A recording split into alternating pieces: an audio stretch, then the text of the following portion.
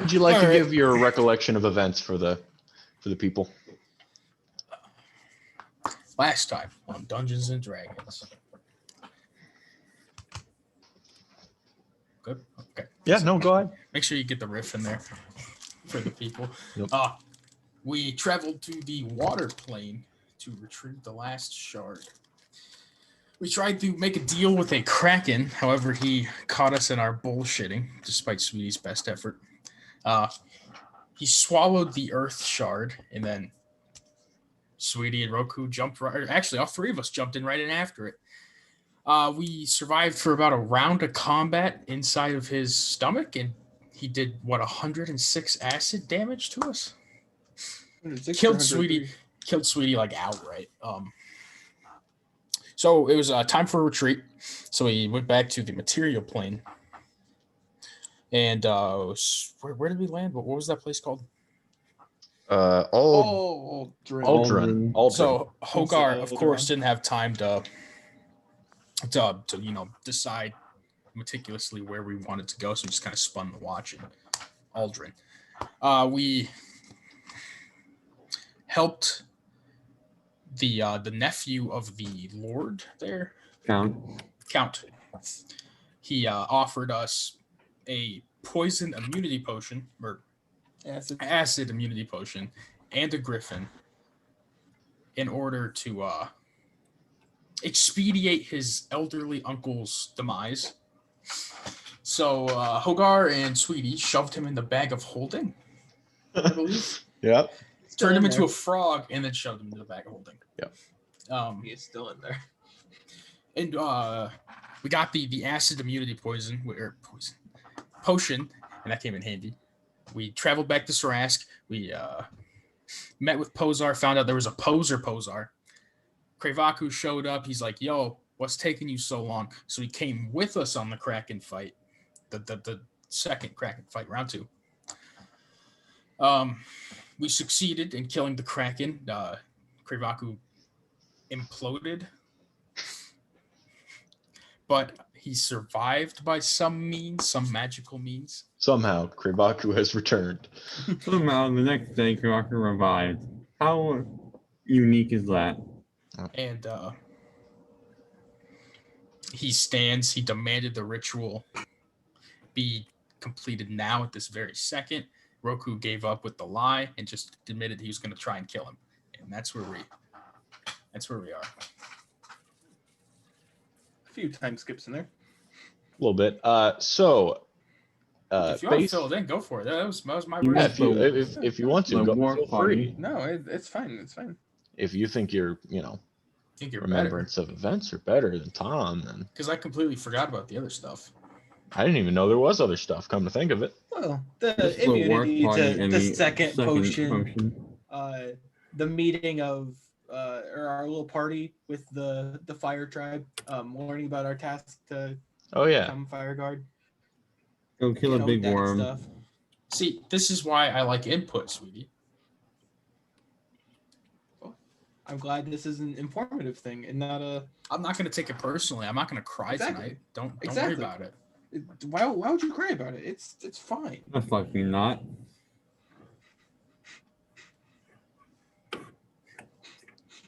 Crying.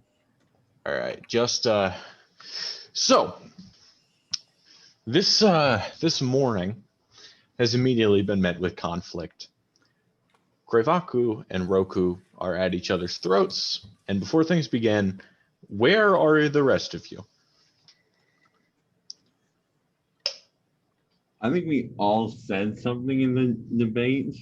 So we're all up there at least. No. Yeah, I honestly. It's only Roku and Krevaku on the stairs. Well, I'm probably like out talking to Cheddar. Me and you are like down the steps of the, because we were all outside, right? We all fell asleep outside. That's so kind of what I'm asking is where you guys slept. Yeah. I probably would have made camp with my griffin again. I slept against a tree. I was probably over next to where I set the soul. I think you said you were in the canister. technical chair. Or was that the night before?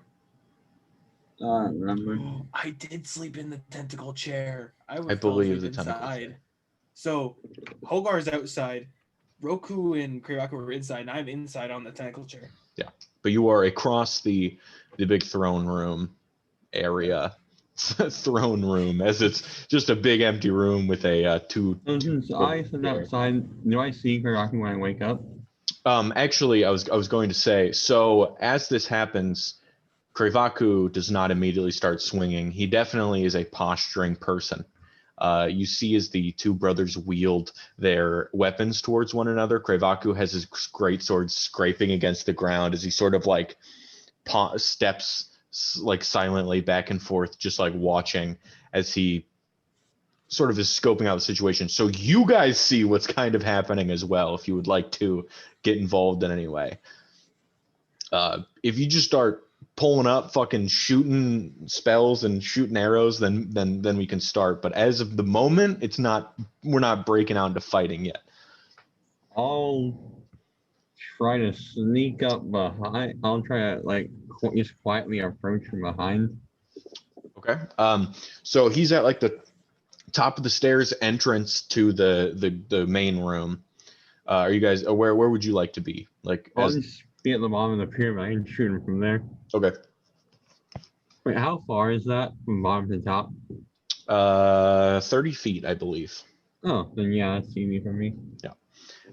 It's the pyramid itself, the throne, or not the sacrificial part on the top is like 90 feet in the air. It's like 30. Maybe I did math wrong. Anyway, point is, it's 30 feet per level.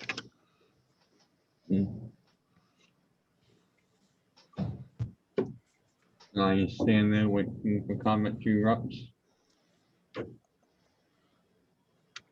I'm gonna sit in the chair, gonna wake up, groggy, look up, see these two brothers yelling at each other. They're yelling more. And I want to get close enough to hear what they're saying. Okay. I mean, it's how far is close enough to you? I mean, 30 feet. Like, yeah, I guess like 30-ish feet.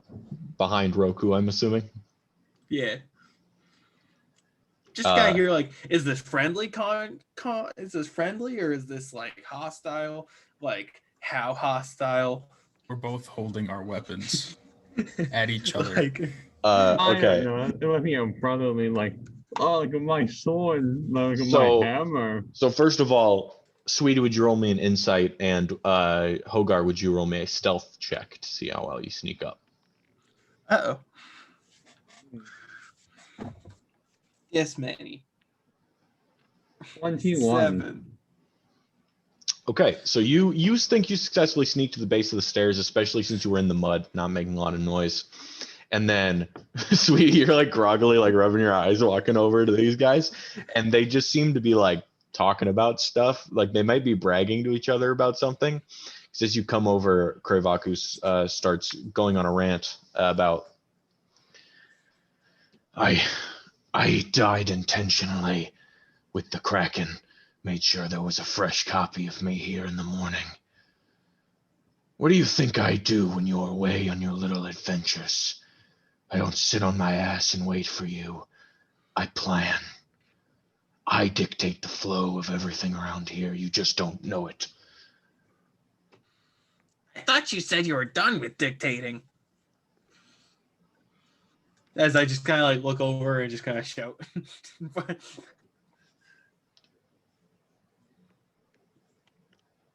So controlling, just like him. Oh, like when the time came, you wouldn't have struck me down in front of him if he asked you. I'll strike you down for my own purposes. I knew from day one what your intentions were. You were all coming to kill me when I was enslaved by the mind flayers, when I was trapped in that stone, but I proved useful, so you all used me. I waited to see what happened. Do you people ever get tired of using those others to your advantages? And you haven't been using us. I have been, but at least I'm honest about my endeavors. Well, except for one thing. And he turns around to you, Hogar, to the base of the steps. He like kind of just peeks over his shoulder. He goes, I am harboring the soul of Celestian, but I'm sure you know that now. Oh my, that's a big surprise. He knows. And as soon as Cord came down, I would have slaughtered you in front of him, as he would have wanted, so I could join him. That's what I thought. Again, big surprise. And with that, I need you all to roll initiative.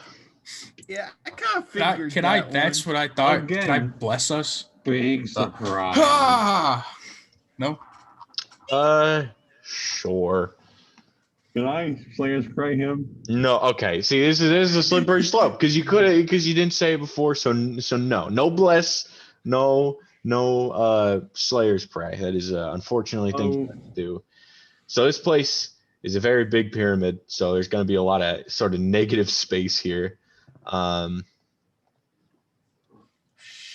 Sweetie in the one. Oh, that's a lot bigger of a room than I thought. That's a big pyramid. Did I hear a shoot?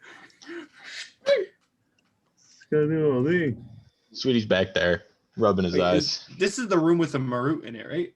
Yeah, he's back. I didn't put him on the map because he's not. This is the thing he's guarding. Yes. That is so pathetic. It's just like the little chair in the giant ass room. Bro, there are 3 chairs there now. I would like you to know that. I appreciate that you put that there. We haven't put the 3rd chair up yet. It is necessary. I didn't put up the tentacle chair, unfortunately. I've had this map in the old stockpile for a while. I guess I forgot to check. All right. Initiative. Oh, I didn't roll mine. Initiative. Yeah, I forgot as well, so I figured. I rolled a 17, so I get a dirty 20. Anybody above 20? 23. Wait, do I get anything added from Roku? No. Well, no. Never mind. This is just a skill check. Yeah.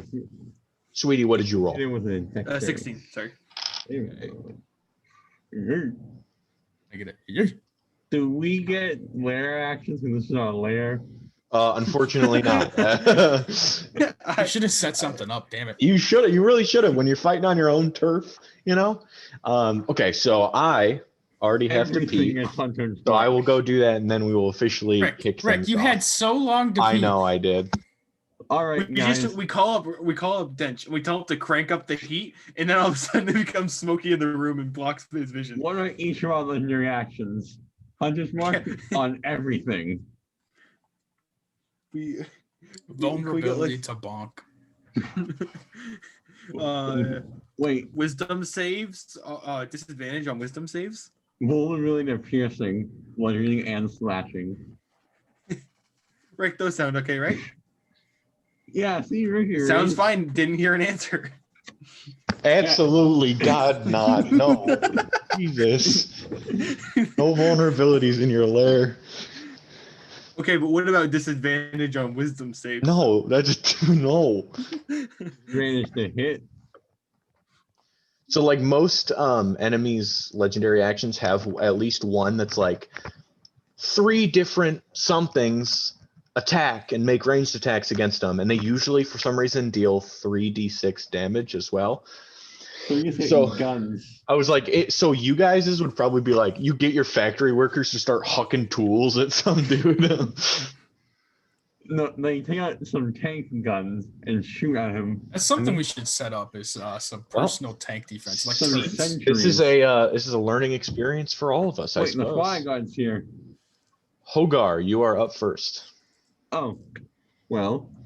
Hogar, you notice immediately this Krevaku's looking a little different.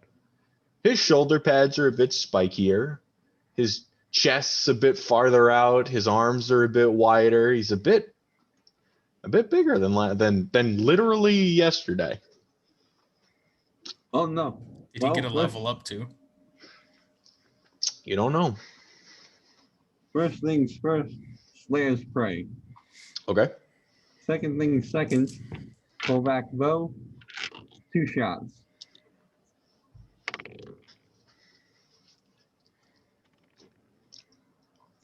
It's a 19 hit. A 19 does not hit. Kind of expected that. But you want to know what I expect to hit? What? 28. That does hit. So the first shot, as you shoot it, he does the classic, turns around, catches it, and snaps it in his hand as he looks back at you. And then the other hits him in the cheek. And then the other one just skewers him. Well, why did I do that? Although this thing, as you guys know, this man is basically animated armor at this point.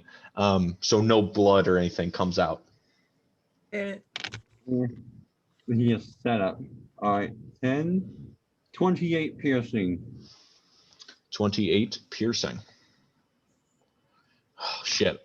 I was so excited to do the fight, and then I forgot I had to do math. Oh, Jesus. Math? Let's just say that kills him. And this is Magic.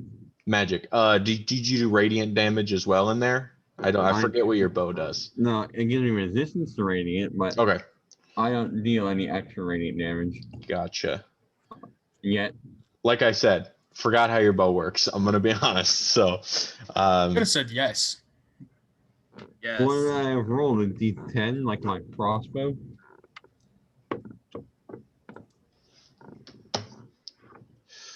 okay. Is that all you have to say for yourself? That is all I have to say for now.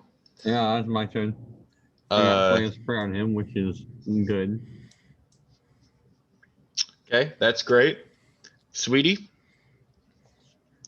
He, as his first legendary action, he looks over Roku's shoulder, and you immediately like, oh no, as he stares at you, even though there's a hammer-wielding maniac directly in front of him, and he goes, Maniac.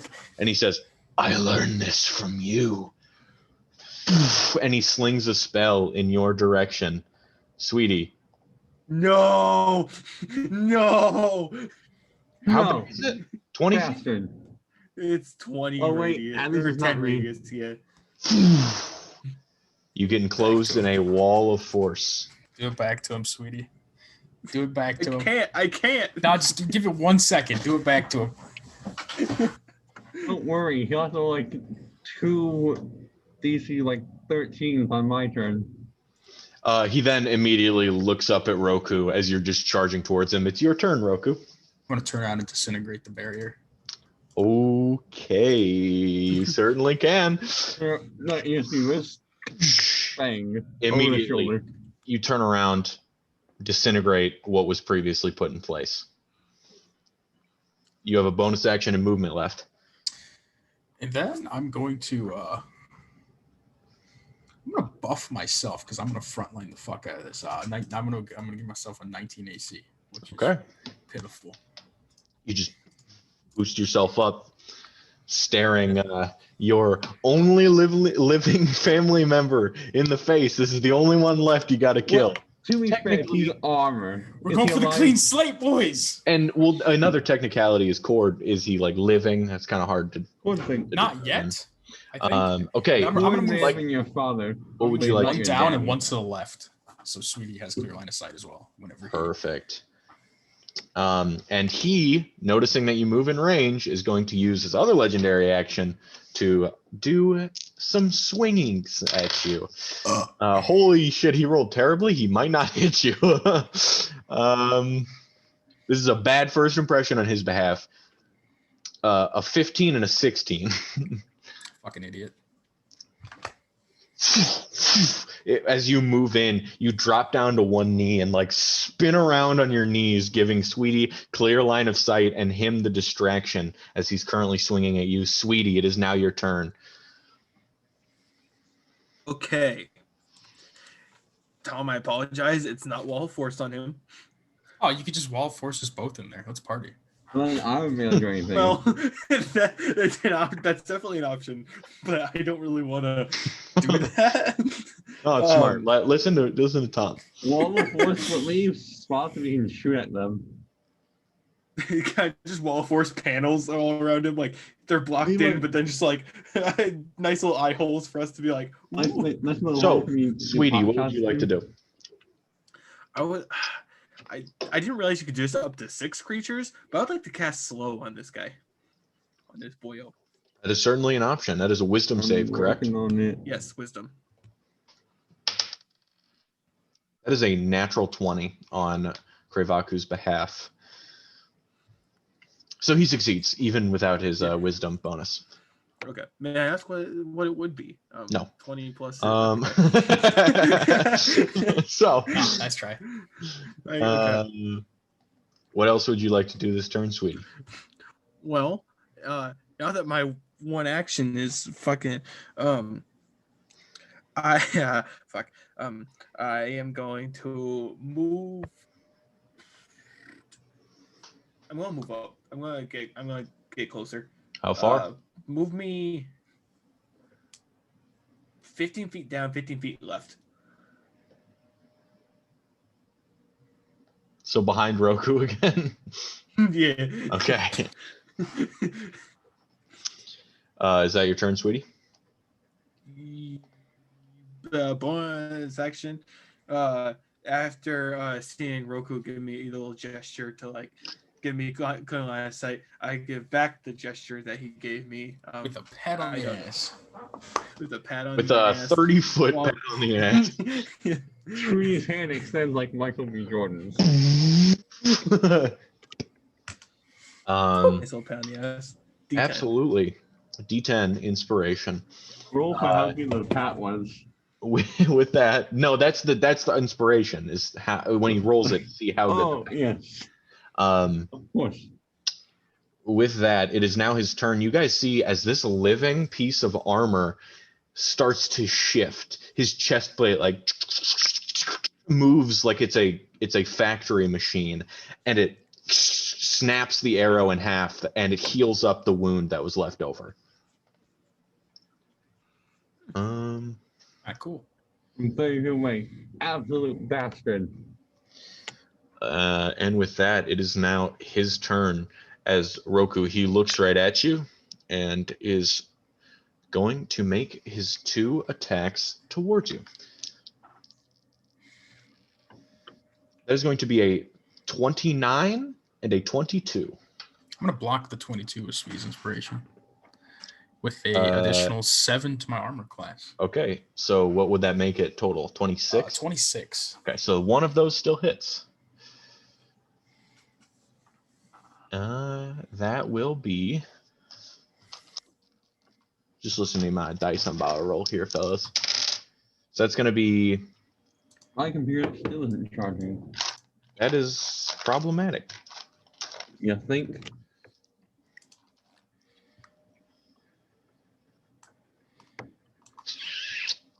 Shit. I dropped a die and I already don't have enough.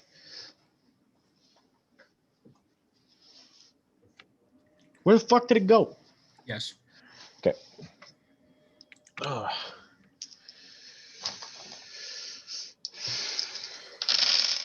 Okay. Are you resistant to radiant damage? I'm not. Good. Although I feel like I should be. No, the last paladin was, so. That's because he was an Azamar. Yeah, couldn't remember. Big Doug's an ASMR. Yeah. Yeah. And he's making an angel. Yeah, well, the angel doesn't have wings anymore, though. We can't rip those off. You take 41 points of damage as you get slashed across the neck chest area with the one barely tipped hit. And he scoffs a bit as he was not happy with his swing here. So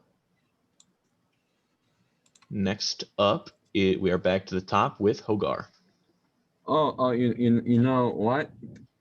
It's time to Duel?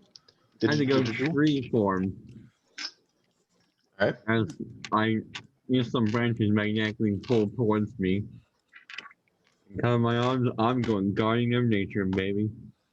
Like Iron Man's suit, like when he holds out his arms and it like flies onto him, you spread your arms and the jungle trees from around you just The bark strips off and flies around you to cup onto you, making you half plant.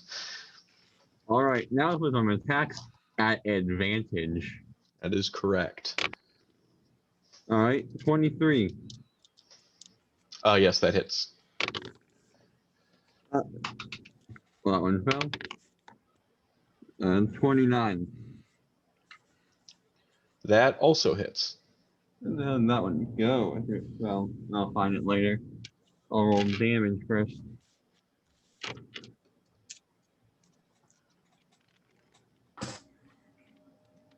Alright, alright. That thing that I was gonna use. Oh well. 2 18s, make it 36. No. Yes. 36 plus 11. 47 piercing damage. 47 piercing damage. Okay. Yeah. Of the magical variety.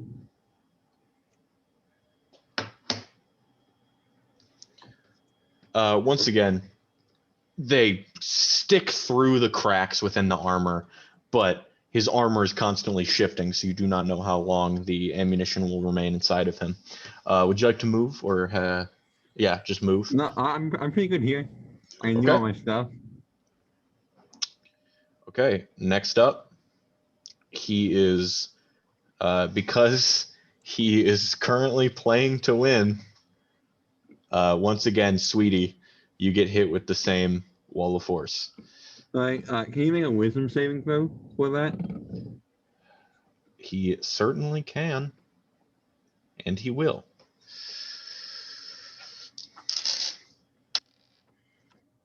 Okay. 16. That's a fail. Okay, does he not cast the spell then? Yep, no spell for him. All right. How do you interrupt his spell casting procedures?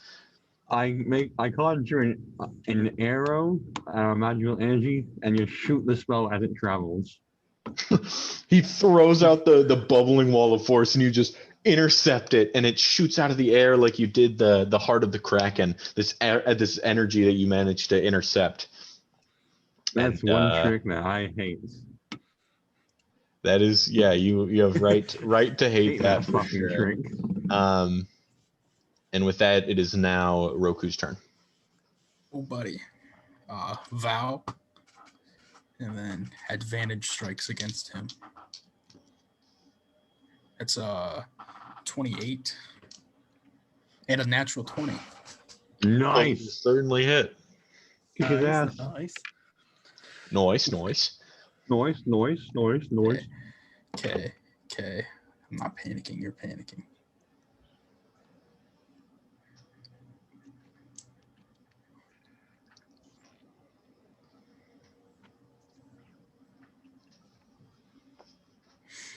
Okay. Close up on the brothers here.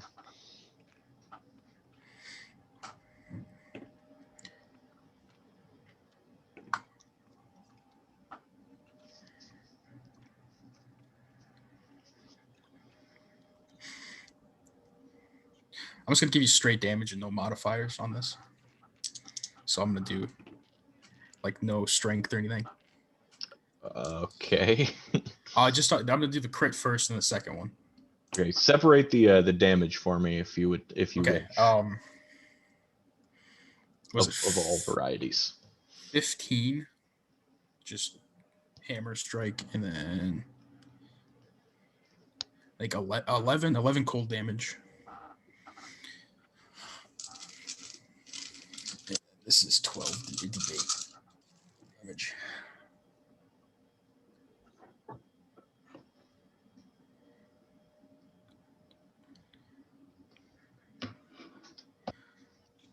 There he is. Oh, I got my computer plugged in finally. And 53 radiant damage. Okay. That is your crit. Go ahead and roll your second damage. This one's going to have everything else stacked on it.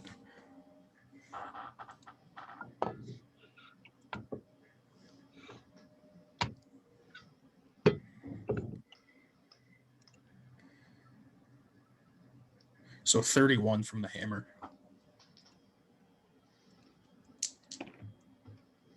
Nine cold damage.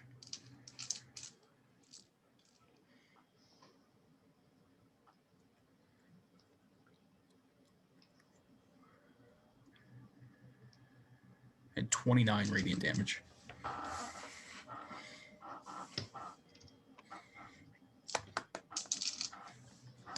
Roku. You throw on the first hit, smacking upside the head, taking the hammer again, and hitting it with your hand at this time. You dent in his armor, but your strange connection to him, he does not take the amount of damage you just dished out. I mean, you feel in Roku feels that he just dealt a crit, but the guy in front of him is not looking like he just took one. He wearing adamantine armor. He, for some reason, did not take a great deal of whatever just damage you dealt him. Was it halved? You're not entirely sure. Was the radiant just not taken at all? Perhaps if you would have asked him while you guys were still on good terms, maybe he would have told you. But as of now, you are not entirely sure. I can usually tell what's not as effective, though. Well, was it a type of damage that wasn't effective, or just my entire attack and not effective? Guys. I'll just look at him next turn. That is something we'll have to find out further in the battle here. We're back to Krivaku's turn. He's gonna heal a bit. And then he is going to summon Stop. It's nothing crazy. Spiritual weapon. A large great axe of black material that his armor is made out of pops up right next to you, sweetie. As he spiritual weapon attacks you, which is going to be 23 to hit. Yeah.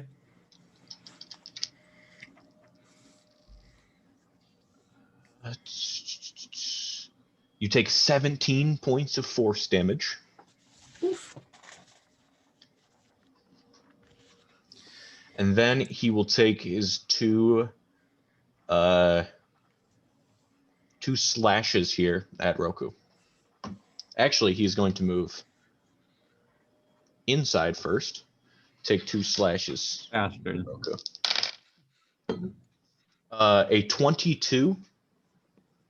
Does that hit, Roku? Yeah. And a 27. Yep.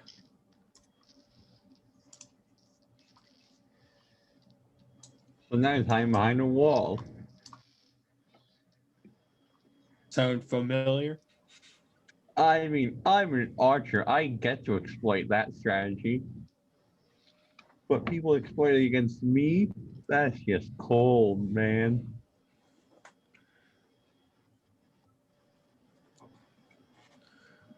You take another 41 points of damage from that first strike.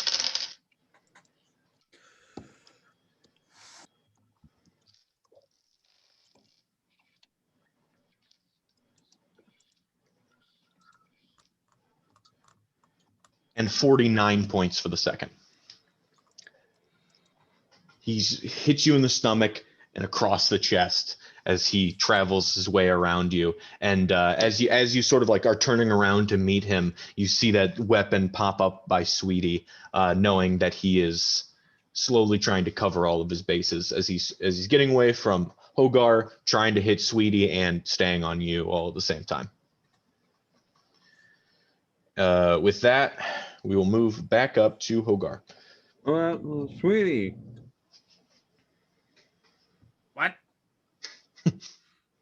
What? Did Sweetie do anything this turn? Oh shit, did I skip you, Sweetie? Yes. Sweetie, I skipped you. I did. I don't know why I just skipped you. Last turn. Sweetie, you are up. How many turns okay, never mind. Oh. I hit you, and in my mind, with the spiritual weapon, in my mind, I was like, "Yep, that was Sweetie's turn." I don't know why. Sweetie's turn was getting smacked. Yeah, so sorry. You can go. And technically, he would be shit. He would be here still, and the spiritual weapon does not exist. Okay. 5, 10, 5, 10, 15, 20, 25, 30. 5, 10, 15, 20, 25, 30. Can I move into Roku's space, please? Yes, you can.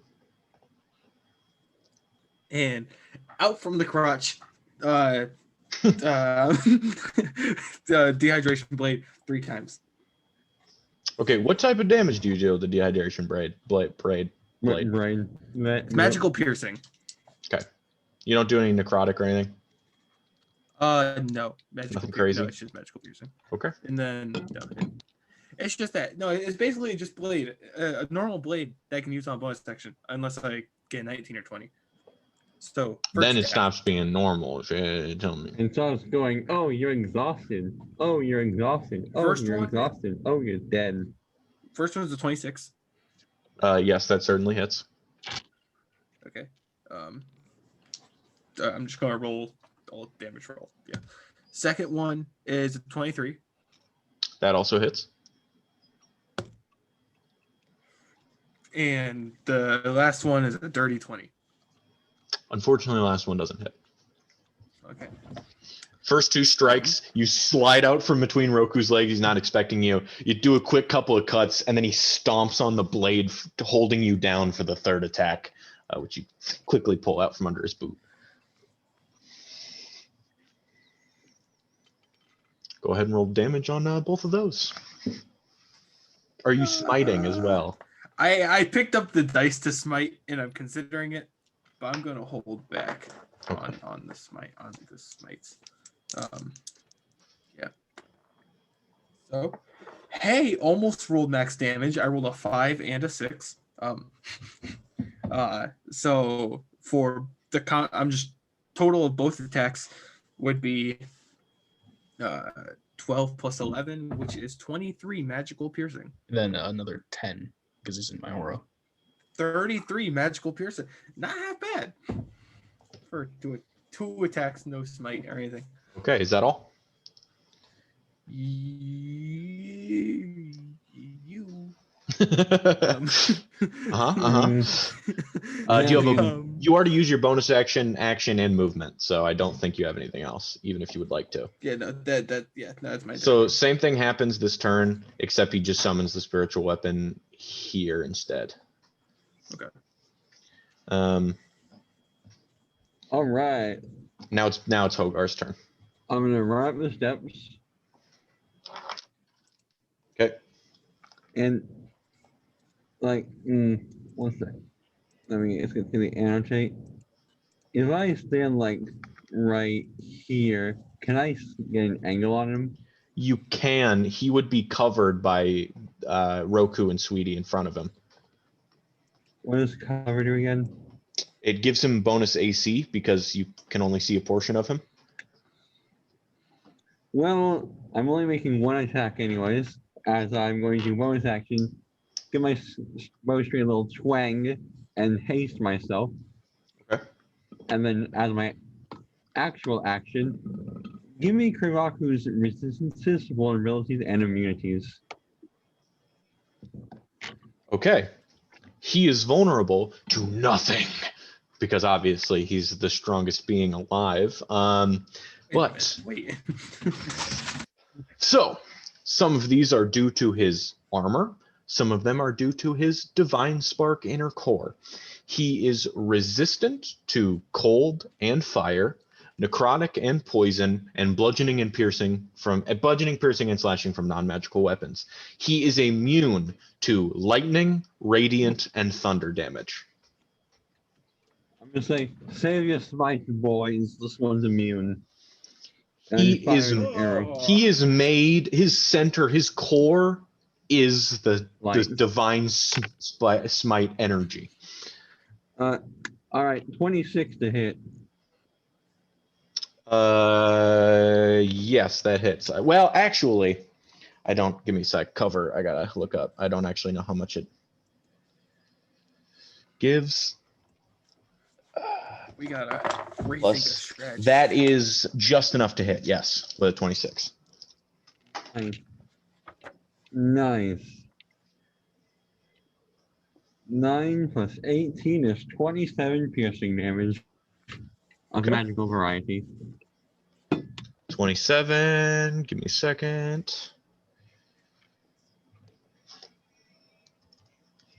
Okay, you are hasted, correct? Yeah. That is my one hasted attack. Okay. So, after that, Krevaku is going to look at you, Hogar, and with his hand is going to slowly suck away the magical energy you have from Guardian of Nature and Haste as he casts Dispel Magic on you. Can someone else counterspell that? Sweetie? Sweetie cannot. He gave up the spell counterspell. I gave up the spell counter spell, and then I looked at it, and I can get prismatic spray due to Tasha's. So He got Prismatic Spray instead. Yeah. Isn't that like a 9 fucking level spell? 7th, prismatic I believe. wall. Prismatic spray is 7. Oh, I see. So you are. Do you know the effects of haste? You are. I don't think like the haste from the bow is different than haste. It gives you haste without concentration. It doesn't give me an extra 2 AC, which haste gives. But does it not? No, that's a different effect. That's speed.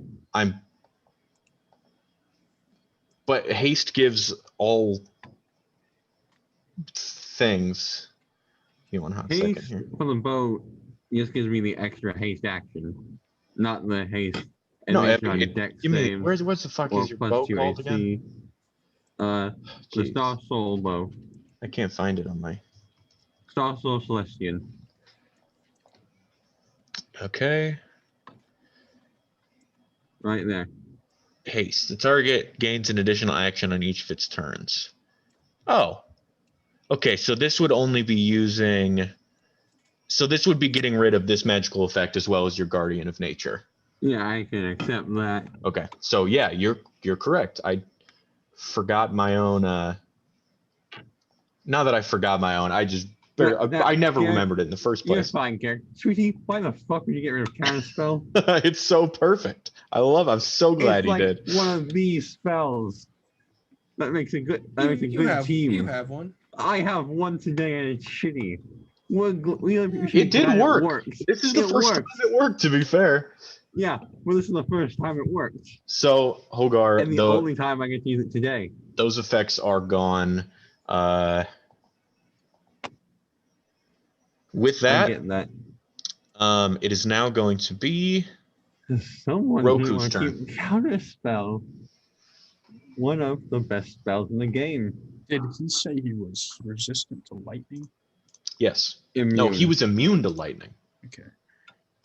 Presumably, after Hogar found this out, he screamed it out in rapid succession for all you guys to hear. I was like, don't use lightning, radiant, necrotic, or whatever the other one was. No, necrotic was just resistant. It was thunder. Lightning. Did he say anything about psychic damage? No, psychic's are free. Psychic is all good. Hit him in his brain bits. I unfortunately used both of my level 4 spell slots, so I can't use Staggering Smite. So I'm instead just going to stick with Wrathful Smite. I'm going to take 2 swings at him. I'm going to bonus action cast the first one, Wrathful Smite at 3rd level. Just summon your pet intellect devourer. That's a 18, 19 plus 13 is a 32 and a 31. A 32 and a 31. Yeah, those are going to fucking hit. Holy shit. Singles. Wow. Those are some nice numbers.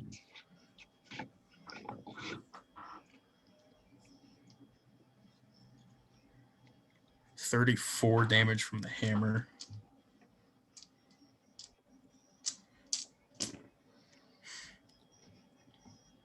$22 damage from cold. Halved is 11.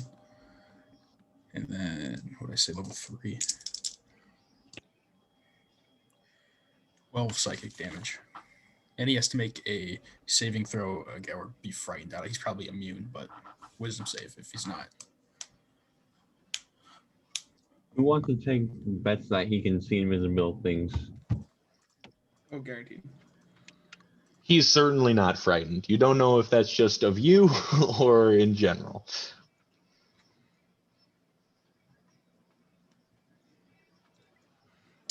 Okay, did that look a little bit better? Did he take the brunt of that damage? Oh, absolutely. You hit him real hard on that one. You know, I have a pretty good spell idea right now. Was not very happy with that. Then he is going to immediately. Oh, sorry. Is that your turn, Roku? I assumed it was bonus action. I was gonna do like the cat and mouse game, but then Sweetie popped in, and I can't really do that anymore. He is going to double swipe with his legendary action at you, Roku. Oh, a 17 and a 13 to hit on those. I was gonna miss. Unfortunate on his behalf. Sweetie, you are now up. Okay. I think I might know it's 2 hit. I know I'm going to be taking an attack of opportunity for doing this, but also hit me, bitch. Can I move all my movement just straight up? Well, okay. First, he's gonna take an attack of opportunity on you. Attack of opportunity. Does an 18 hit? Shit. Meets it, beats it. Wait, do you have cutting words? No, that's a lore bard thing. I was debating on the lore bard, but I have a good spell. Are you resistant to radiant damage, Sweetie? No. Can I be? Yes. I'm gonna use my reaction to reduce this by D10 plus 5, and that is 11 damage off. 31, and so that is going to be 20 damage total. Hey, thanks, sorry. 39 total. That's going to be 28 with the reduction. I forgot to add his modifier as well. Okay. Math. Being a Valorant has to got ass sometimes, though. With that, Sweetie, you're going to move up, you said? Yeah, up 30 feet. Okay. 6 squares. I'm gonna whip back around, look at Kreivaku, and I'm gonna cast Heat Metal. Okay. On his metally bits. On him. What does he have to roll for that? Because he certainly cannot remove the armor. Is that a Constitution or what? Constitution saving throw. Or drop the object. If it doesn't drop the object, it has disadvantage on attack rolls and ability checks until starting my next turn. So Constitution, you said? Wait. So even if he does make it, he can't drop it, so he still has disadvantage? Yes. No, if he succeeds, he doesn't have disadvantage. That's the only thing he's going for now. Yeah. That is going to be 19. Damn it. That's yeah. So he takes half and no disadvantage. Yeah. Yeah, I almost rolled a d20 for damage. Get fucked.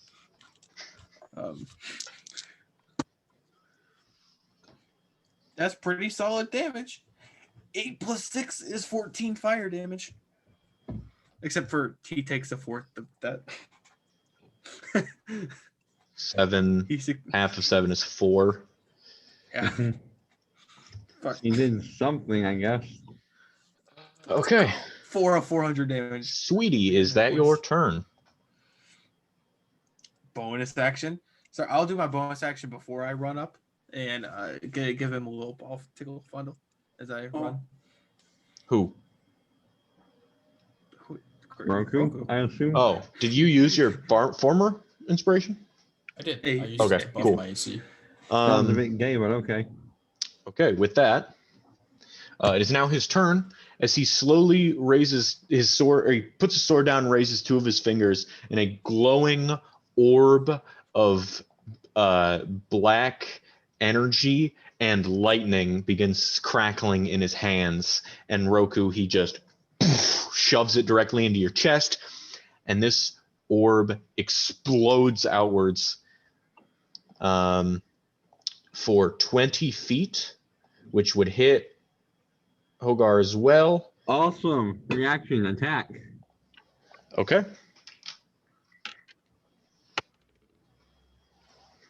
Ooh. There's a 22 hit. It does, but he is going to use his reaction to repose, and he will add 6 to his AC until the end of his next turn. Bastard. Why do we do this? This is so that is going to be a dexterity saving throw for both you guys. All right. I can do that. I hope. Yeah, it should be fine. I'm gonna add get Sweetie's added- inspiration. I do get to add a d6 to my I roll. rolled a 16. That's not gonna be enough. Okay, that's a 5, 21. That succeeds. All right. Thank you, Sweetie. 29. No, 21 does not succeed. Never mind. Don't thank you, 29 does succeed. Okay, I was worried for a second there. The succession was a 22. And Roku, what damage types? Are you resistant to any damage types? Non-magical variety. Yeah, Well, these are both unfortunately magical. well, that's good. You take 33 points of lightning damage and 38 points of necrotic. That is going to be 69 points. Wait, no, 71 points total. I'm stupid. That's good. Make it 69. And then he is going to bonus action with his spiritual weapon attack Roku. 21 to hit. Yeah.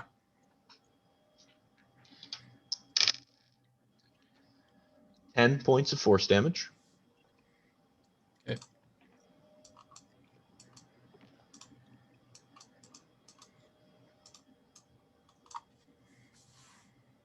And then the spiritual weapon is going to float up to you, sweetie. Hogar, your turn. All right. I'm going to move inside so I can see him without him being cowered behind Roku. Where to? One more space up. And you know what I'm going to do? Shoot him. I'm going to cast Hunter's Mark and shoot him twice. All right.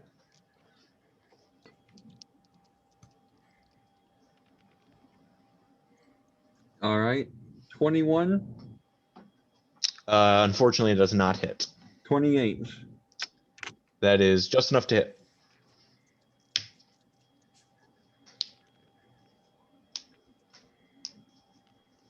I'm not sure if I take that as just enough to hit, you know, partner. 31 piercing damage of magical variety. Okay.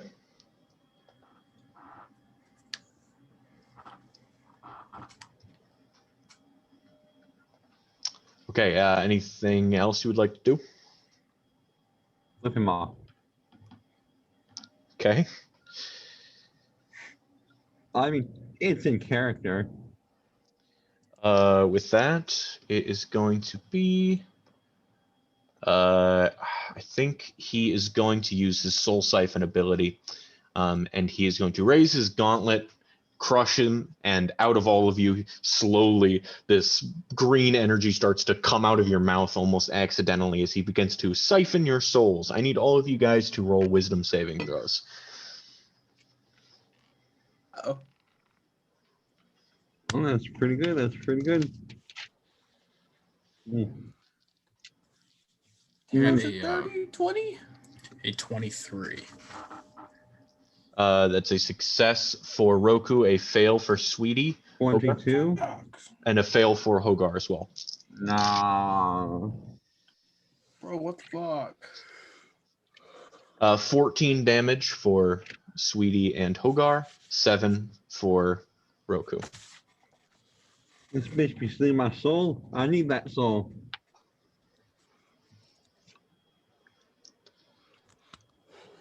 I gotta do some math here. Give me a sec.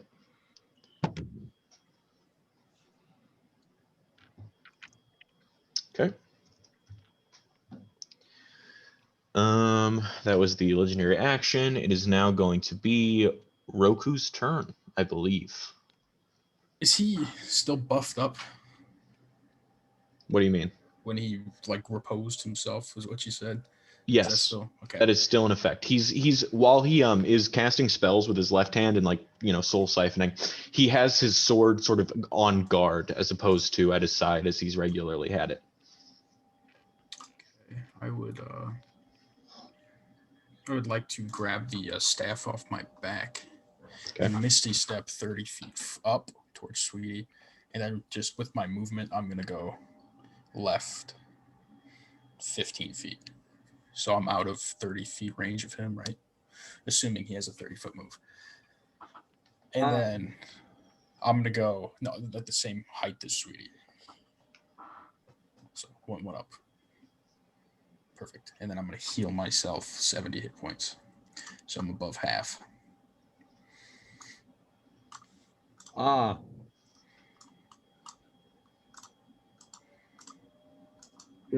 I'm in range. Sorry, man. I had 40 hit points. You know, good point. I have 130 right now. Okay. Roku, is that your turn? Yep. With that, he... Okay. Next up is Sweetie. Okay. I have a question. Yes. Okay. First off, how tall is this boy? He's about, I believe, a foot taller than Roku is what was decided. So about 7 something. I'm 6'6", so he's 7'6".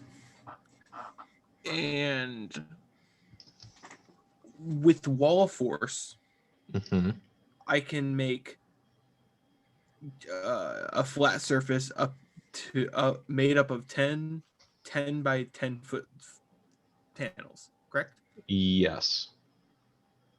Does that mean like flat is like things I can stand on, or like walls? Like, I mean, presumably it means each. It means both, I believe. okay. Or does it say could I... platforms? Because that would be horizontally laying. It can be free floating or resting on a solid surface. You can form a hemispherical dome, radius up to 10 feet. You can shape a flat surface made up of 10 by foot well, it panels. says flat surface, so yes, it would have to be flat.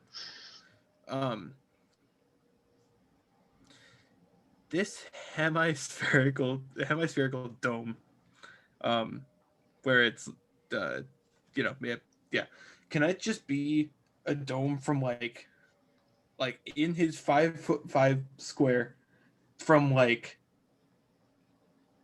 3 feet up to the top of his head? No, not at all. If it literally says in the spell, if it cuts through a creature's space, they end up on one side of it or the other.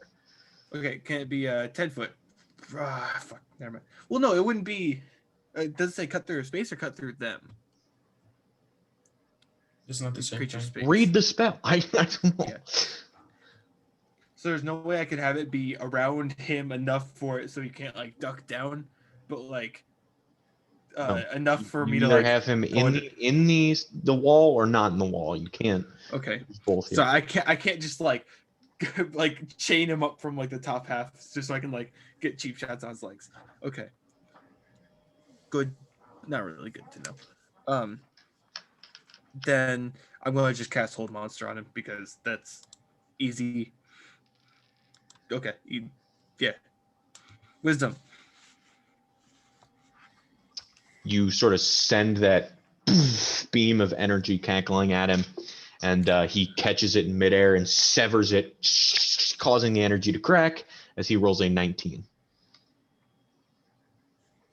God damn it, Rick. Wait, I'm sorry.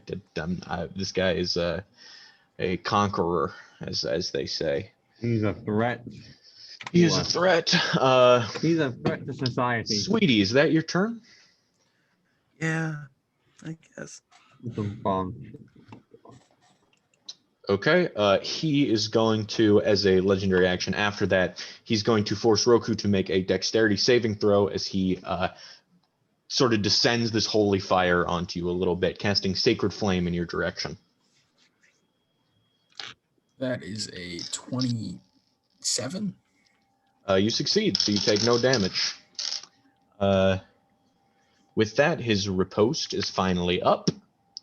He regained some hit points, and he's going to make a bonus action attack on Sweetie with his spiritual weapon. Dirty 20 on that, Sweetie. Yeah, it's 15 points of force damage. fuck you.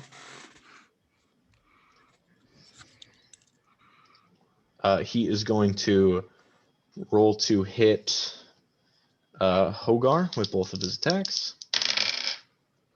Does a dirty 20 hit? Yep. Then a 29 will hit as well. Yep. Oh, that's maximum damage with the sword.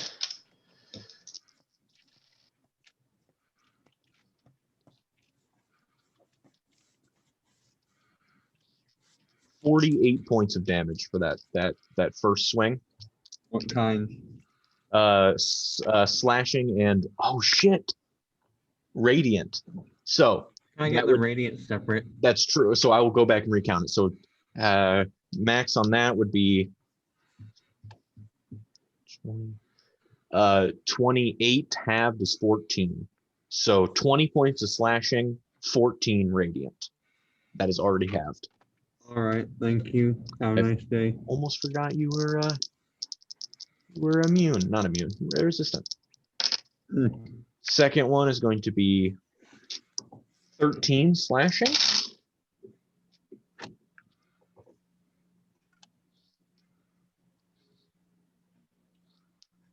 And 15 radiant. That's already halved. It's already have? Yes. All right, let me make my concentration checks. Yep, I don't have fucking muck up right now. But Slayer Spray is still on. Okay, and then he will move there. He runs out of your range, but since you are not currently wielding a melee weapon, you cannot make an attack as a reaction. Pussy. He's lining us up. With that, it is now going to be back to the top with Hogar. All right, he's lining us up. Time to play Spider-Man. I want to fucking run on the walls. Okay, where would you like to run to? You see, this They're nice only wall. 30 feet high as well, so keep that in mind. This nice wall right here. Okay. So this takes me 5, 10, 15 to get to it. I want to spend the rest. I want to run 20 feet up the wall. Okay, so keep in mind that you're 20 feet up. Remind me if I ask for it. All right. And then you want to know what I'm going to do then? What are you going to do then? Hunter's Mark Fire. Okay. There they went. The colorful ones I was using. First attack, 26. Okay, and the second? 28. Okay, give me a hot second here. I'll give you a cold one. I need to look up something. I did not put it down, and I don't know if that's because it's not part of the official wording.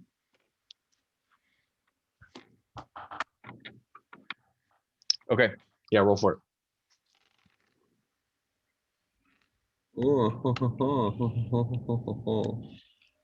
11, 21, 24, 32, 56 piercing damage. Alrighty.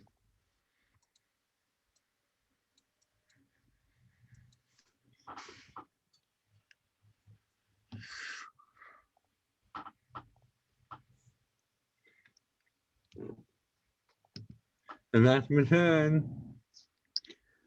Perfect.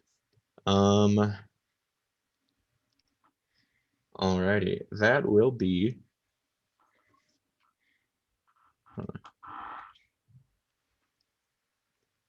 He is going to need you to make a Constitution saving throw, please. Me? Hogar. Yes, as a legendary action here.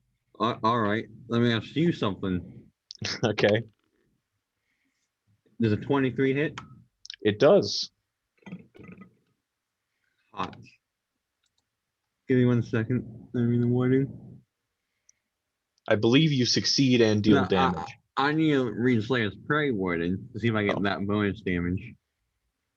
The first time each turn. So yes, I do, because it's. Well, no, is it technically my turn that he's using the legendary action on? No, it's after your turn. Alright, then I do get the bonus damage from Slayer's Prey. Alright. Oh. Silly me. Well, that's 28 piercing. Okay. I think I was gonna go to try and do less sharp shots when I was doing Slayer's Counter, but oh well. That's an extra 10 damage. And hey, I hit. Okay. With that, that was his legendary action. It is now Roku's turn. Okay.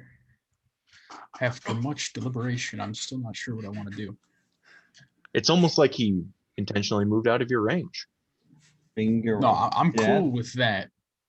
Why would I? No, he's. I'm trying He's to. He's a paladin. You gave him something that's paladin. So he's scared. I have a throwaway. That's not what I'm worried about. It's okay.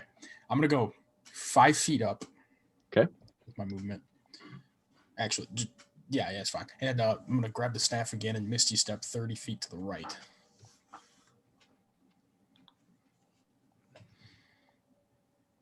Okay.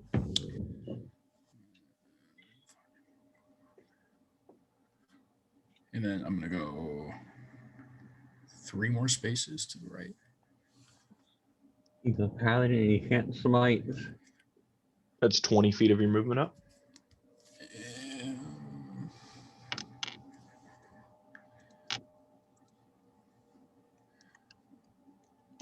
I'm going to step forward, throw the Dwarven Thrower twice. Okay. And then take a step back. I don't know. I should check this, but I don't know if Vow gives me advantage on this. It does, yes. It's a weapon attack. If it gives you advantage on attacks, which it has prior, I'm assuming it does for here as well. 29 and 29 again. Oh yeah, those are both going to hit.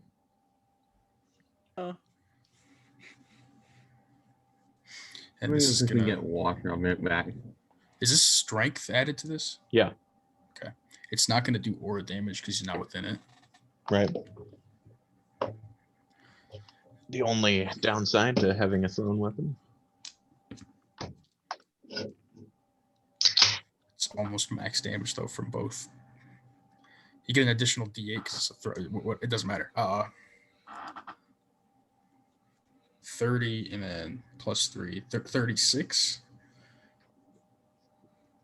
Okay. Right? And then strength 46. 46 and 36. Is that the damage you did? No. 46 total. Total. Okay, I was gonna say that was a little crazy. And take 5 feet back. Yeah, I've moved you 5 feet back. Okay, already. Sorry about that. No, I didn't mean to insult you. Yeah, I'm taking it personally. Now you're gonna die. So, okay. He is going to legendary action here. Going to make you make a dexterity saving throw once more. Okay. That is a 23. That is just enough to succeed. With that, we are going to move on to Sweetie's turn. Since he just targeted me with attack, I'm gonna test his dexterity saving throw and hellish know you him. I need a dex save from you. Okay. Test the old dex. He did not roll well. Was that advantage? He got a 12. Okay, perfect. That's gonna be 12 fire damage, halved to 6.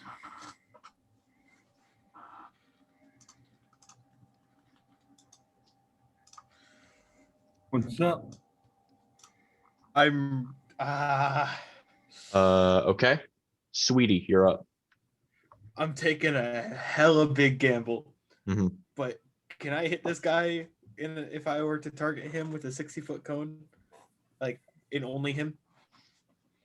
You'd have to hit Hogar. I'm on the wall. Yeah, but if it's a 60-foot cone, that means it's reaching upwards as well. Oh. Where could I position myself to make it not hit Hogar? You have to get closer. Can I move closer to Roku, like 20 feet? You run into the exact same problem. Oh, actually, if you just stuck you it could this angle it. way, then no, you're Yeah. dead. Okay. Yeah.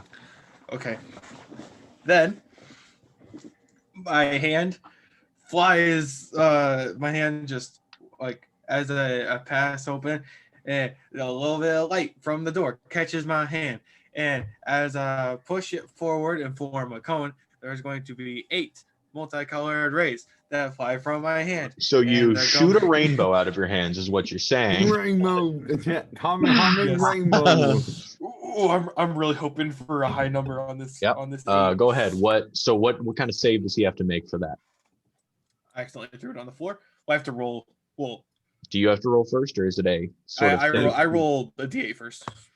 Okay. Yes. Okay, I rolled a 6, which is indigo, which is roll a Constitution saving first throw. he makes a dexterity saving throw. Does he? Yep. I Yeah. specifically asked this.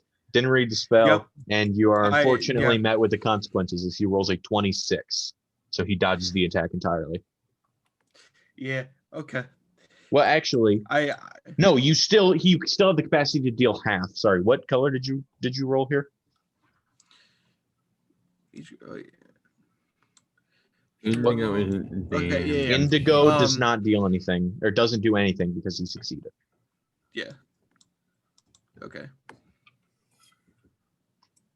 So he avoids the rainbow lights altogether.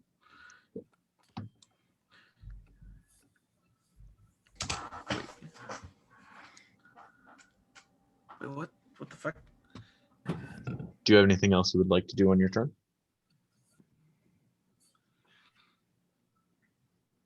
Do you have any questions we could possibly answer? Yeah. Okay. So you said where are you getting the information that even if he fails, he takes half damage? Like, I understand that on the colors like red, orange, or yellow, or whatever, it says the target takes 10d6 fire damage on a failed save or half as much on a successful one. But you didn't roll one that dealt damage. You did one that did a status effect, which does not have the same thing when a failed or successful save. Okay.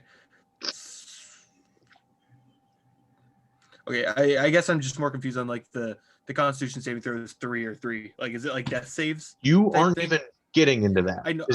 I dodged it. Okay, whatever. Yeah, Yeah, it's just like death saves. Yes, that would be it. But you don't have to worry about that because you didn't succeed. Okay. That is your turn. He is going to.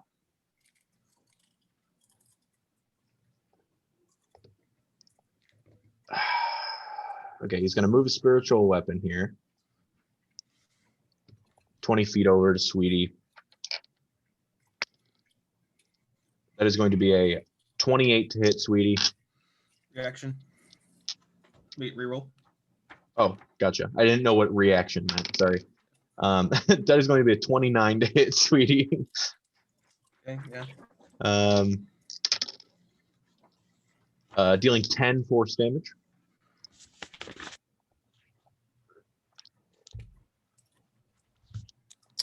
This dude's fucking quick too. Fast as fuck as he sprints up to you. Sweet. And swings twice at you. Sweet. That is a dirty 30 and a 28. Yes. 12 slashing or 12 slashing and 17 radiant. So 29 for the first hit.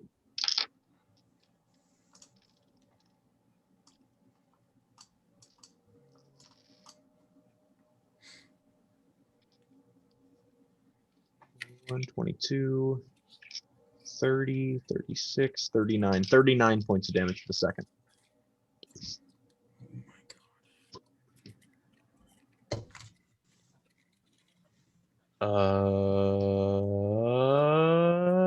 god. Okay. That is going to be the end of his turn. We are back up at the top with Hogar.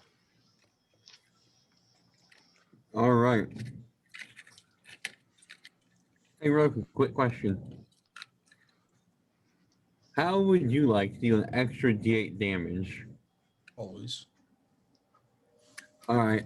I'm gonna pull back my bowstring, and a little arrow of light pops out. I'm gonna shoot at Roku, and Roku, all your melee attacks deal an extra 1d8 force damage. That's what I like to see. Okay. Roku, all of a sudden you hold up this hammer and it just got the star from Mario Kart, just like glowing as you get an extra D8 on your And then- damage attacks. I'm gonna pull back 2 arrows and let them loose. All right, 25. Yep. And 12. Unfortunately, it does not hit. Well, I rolled a 2, so I'm not cracking. Because you're like, oh, I rolled a 2, 26. All right, what we got here? 9, 28, 27 piercing damage. Okay. 27 piercing damage. Okay. After this, he is going to suddenly start glowing from within him. This spell casting looks a little different than the spell casting that he's been using for the rest of this time. This looks innate, while the other spell casting looks learned. This is an innate ability he uses, and as he does so, he explodes in a 30-foot radius around him, and I need you guys to make Constitution saving throws. Roku and its sweetie. Hogar, you're good. What did you say the type of save was? Constitution. 21. Got net 20 plus 3. So Plus 23. 5. Yeah. 28. So,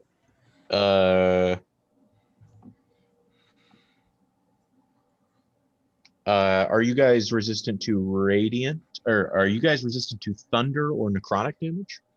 Nope. No. The handling resistance or necrotic. Nope. That Okay. sucks. That means, so as he explodes, a noise protrudes from him, and it casts you all in this necrotic glow as well, dealing 32 points of thunder and necrotic. Red. Fun. Okay, and then with that, it is now Roku's turn.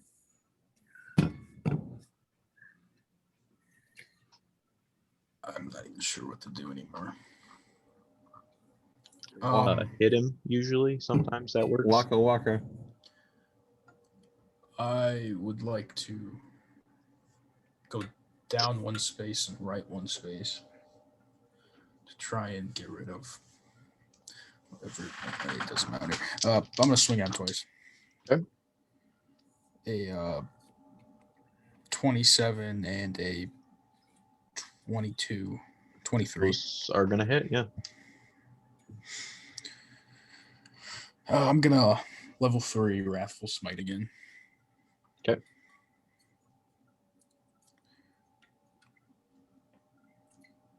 There'll be my extra D8 force damage on each attack. That's true. I still have enough to bomb him. Okay.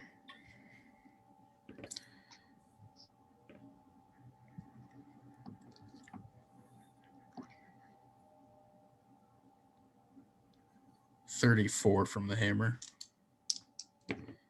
16 force damage.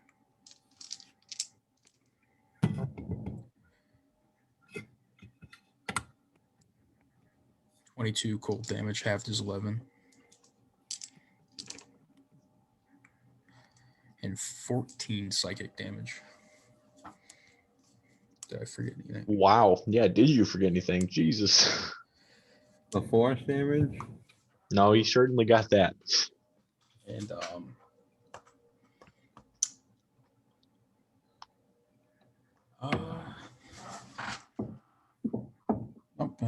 that'll do me. Get my D10 healing. As you go to swing the hammer, a spectral glowing arrow from Hogar hits the hammer mid-flight, charging it up, and you begin to bash your half brother, and his bell begins to be rung as you continue to knock him off balance as you do so. He looks to be on the ropes a bit, not ready for this happening to him. He gets that bonk, you know how it is. Well, makes me feel a little better. I'm still scared. Yeah, come on, make me roll saving throw, Garrick. I dare you. He is going to try. Did force damage look to hurt him? Like more or Not more, just okay. In general. You just hit him really hard. Just That whole round. Things more in general. Yes. Unless they're named Hogar. He is going to. You guys see as he uses some of his learnt capabilities to coat himself in these golden sparkles, and it starts rescinding his armor, healing his construct-like form, and giving him a lot more health. He used healing hands. Sweetie. This bitch is a paladin. Teleport? Mass healing words just on us three. I'm gonna Can you upcast reach it. all three? Yeah, I don't know what the 60-foot distance range. is. Yeah, 60. 10, 15, 20, 25, 30, You have 35. to- 55 You feet. had to Yep, count you're it? good. Oh, you had to count it? I did have to Oh. count it. I didn't want to You count don't it. trust Oh, him, okay. huh? I mean, you want me to? Okay, so I'm gonna upcast it once, so it's a D4 plus my spellcasting. So, or 2D4. I know, big, yeah. Hey, I'll anything take helps. anything I can fucking get at this point. Anything helps. Okay, that's going to be 6 plus 5, so that's 11. But for me, or you guys get 11. D6. Do I get additional D6? What? For Mima's sweater. No, I get an additional plus my proficiency, so plus 5. Plus Mima's sweater. Well, that's only for him. That is what my sweater is. Oh, gotcha. My sweater gives it, yeah. So that means 16 for me. So that means I'm at 19 hit points. Hey, Roko, are you inspired right now? No.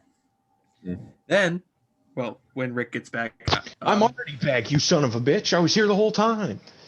I would like to use another 4th level spell slot.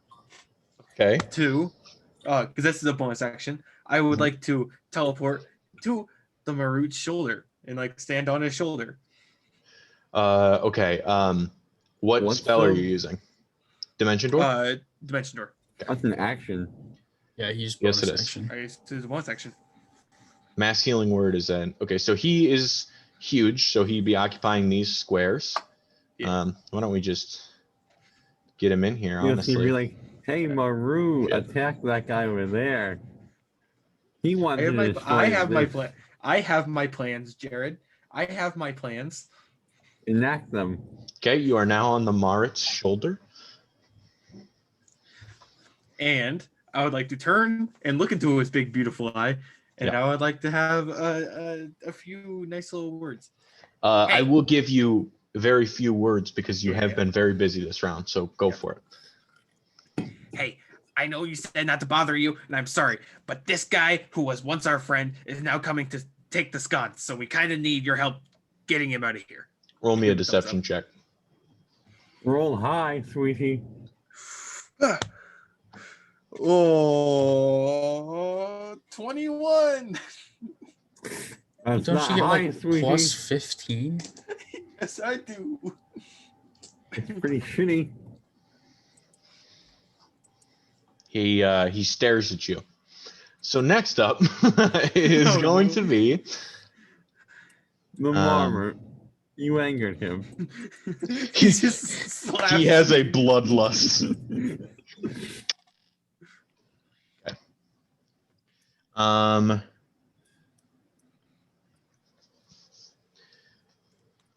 Okay. Sweetie's turn. Legendary is out of legendary action, so he's gonna go to just straight up bonus action, moving the letters.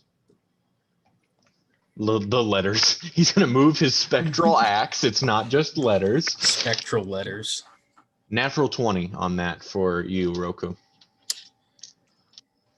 Oof. How you looking, Roku?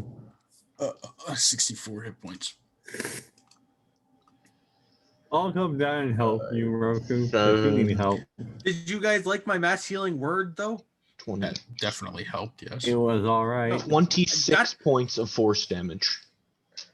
Not the spell, my word. The word I used. What was the word? I don't recall. It was a word with a question mark at the end.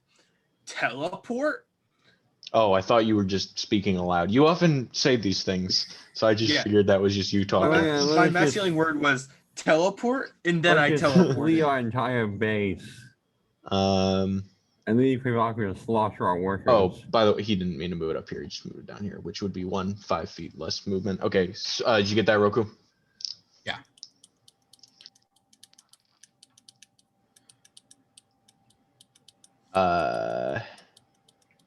I just rolled another natural 20 in a row. Night, Roku. I'm sorry. Do you want me to re-roll it? Are you holding punches? I don't think I can get to you, Roku. I can't physically believe the luck that I just had. I don't want to do it. It feels wrong. I don't have any range healing options, Roku. I'm sorry. I'm sorry, man. I don't want to do this. Okay.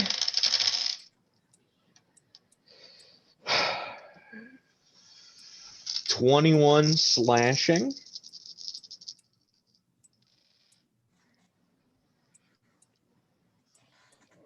$15, $17.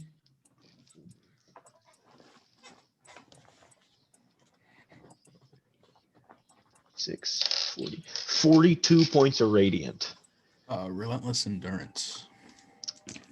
He's gonna try to swing at you again, Roku. 15. The luck has come up to me. He just cleaves down the center of you, and you drop down to a knee, and he sort of like basically is like, but on his suit of armor, and as he goes to turn around, he just hears the kung of the hammer hit the ground, and as he turns back, you use it to push yourself back up. I ain't hear no bell. I ain't hear no bell. Yeah, okay. This is a mess and one whole half. Next up is going to be back to the top with Hogar. Time to run down the wall because my buddy needs some meat shield. Some help. Okay. Yeah, just get the 20 feet down. And then 15 feet, so I'm moving towards the action. Just upwards or 5, 10, upwards 15? First. Yep. Okay. And then draw a bow, 2 shots. Doesn't haste give you extra movement?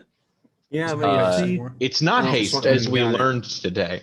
And but also, you wonder what I do have? I have a 22. That hits, yeah. You wonder what also hits? More than 20? 20. That does hit. Contrary to popular belief, you actually can roll natural 20s, and they do actually hit sometimes too. So, But not me though. Not Sweetie though. To be fair, Never Sweetie. I can't Sweetie believe is it. going for him. I cannot believe I just rolled that 2 natural 20s in a row. I've never felt worse. At least it wasn't his 2 fucking great sword attacks. Yeah, it was the one. One was like half of a great sword attack damage, even doubled. So this dude's fucking crazy. So your hand stops healing you after you're downed, right? Yes. Okay. So as long as you have 1 hit point, well, you're in relentless endurance, so you'll still get your. But you all right? That was you just made a cum. He just made a cum. I just made a cum. Thing is, I'm gonna need like 6 D10s before I can even survive a round of his actions. So That's yeah. The lowest number is a 3. Oh. Go ahead and tell me that damage then. All right, I'm counting. Oh, I forgot to mark down one of his spell slots. Rick. I'm sorry. Rick's been cheating. No, I didn't. Oh no, I just remembered a thing I can do. Rick, do you need it, Rick? Do you need it, Rick? 76 piercing damage. I don't want you guys to hate me though, so that's the issue. Is that's what I have to decide. He May takes as well finish 76 the job. piercing damage. How much? 76. That is certainly a dent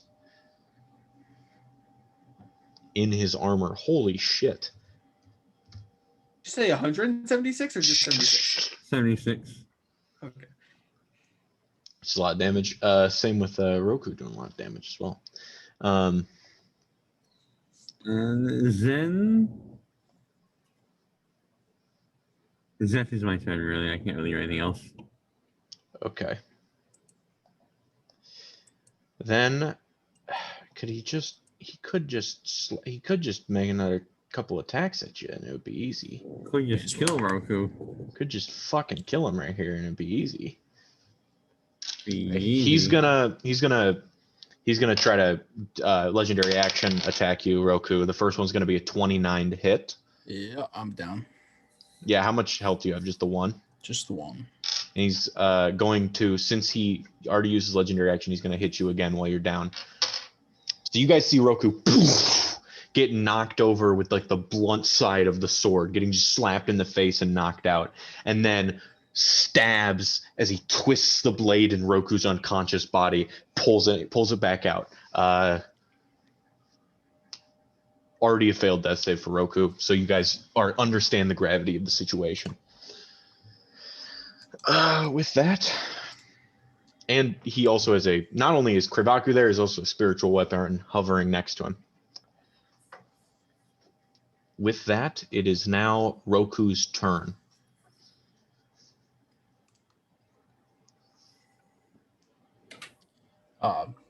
Dirty 20.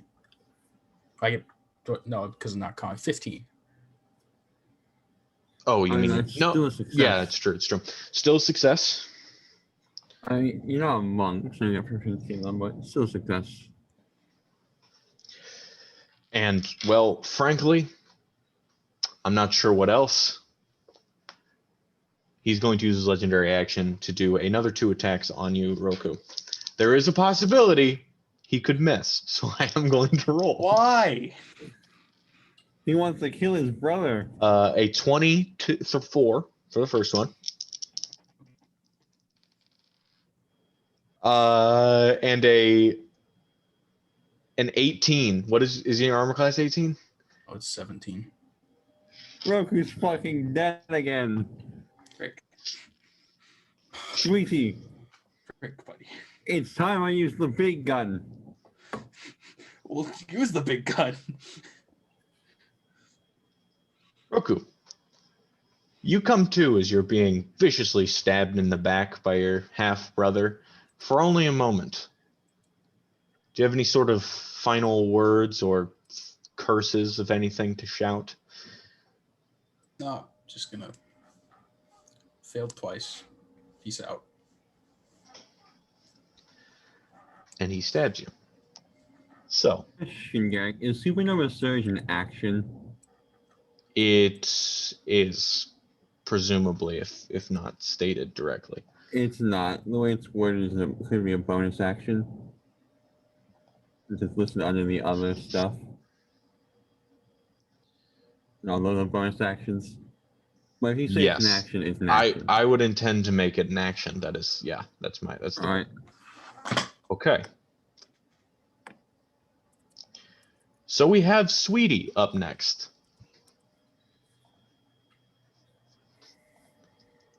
I'm gonna glance over, see Roku get stabbed. Look, he's killing us. Just please help us out. And then I'm gonna dimension door.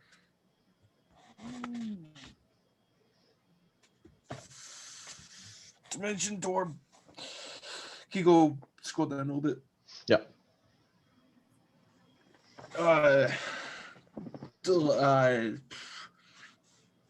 3 right from Hogar and down 2.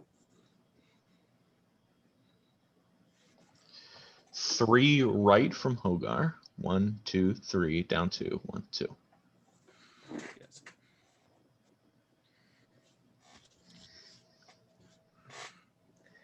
And then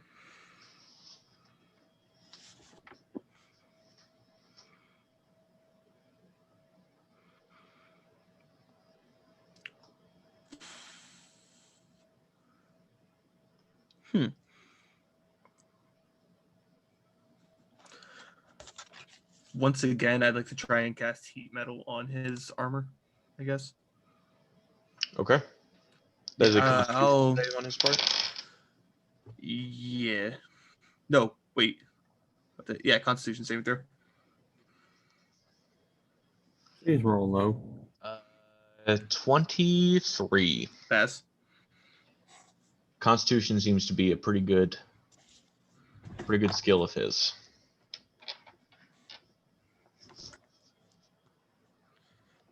Take 2 damage.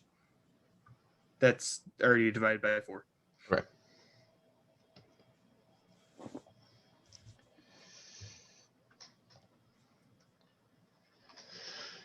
Sweetie, since you did not wait for a response from the Mara, he continues to stand there, presumably not agreeing with your message.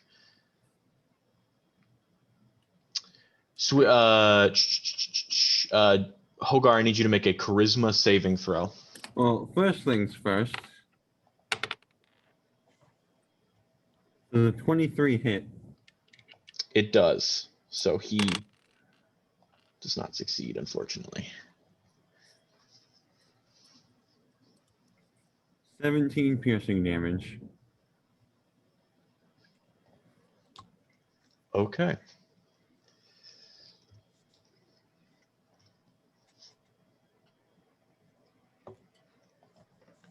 Was that his turn? No, that was a legendary. Oh. Well, that's his turn. 15, 20. He's going to step over Roku. Actually, he's going to stay here. Step on Roku. Bonus action, he's going to swing at you with a spiritual weapon. That's going to be 21 points, or 21 to hit. 17 points of damage. All right. Sweetie. So I only take 9. Oh yes, it's force damage. His arm becomes cast in a strangely familiar green glowing light as he casts disintegration at you. I need you to make a dexterity saving throw. Let's see. Can you make it? I don't want to be the only one alive. I get +9 to this, so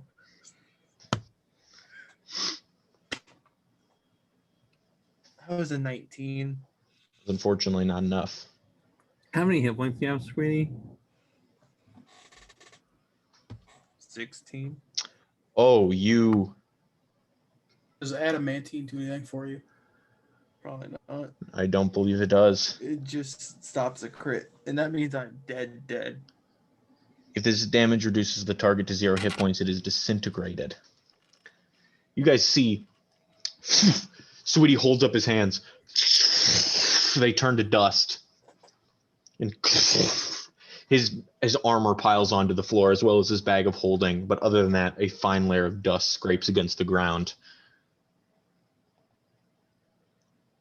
Hogar, you're the only one left. I am aware. I was right. Well, how does he look? He looks like a walking suit of armor. How damaged does the armor look? It's hard to tell. His armor is constantly moving. You honestly have no idea. But roll a medicine check and see. Medicine check? Alright. Well, that's a 22. Okay. Yeah, he's looking extremely rough. Like his armor is fractalized, like it's snapping off due to the pressure of his own divine core at work. But he's holding his exterior extremely well. So he's sort of putting on this front that he's doing fine when you can see the cracks starting to form. In fact, the cracks have already been there for a long time. He looks like he's about to die. I'm going to, instead of bombing his ass, I'm going to cast haste on myself and make 3 attacks on this bastard. Okay. Well, guys, first is a 22. That hits. Then a 23. That also hits. And to finish it off, another fucking nat 20.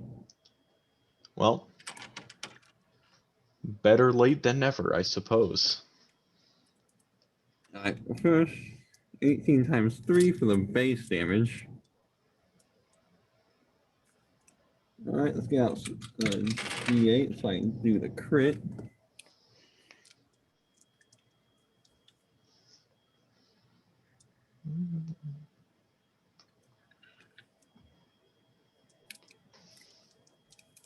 Alright. Nice, and 1 more D6.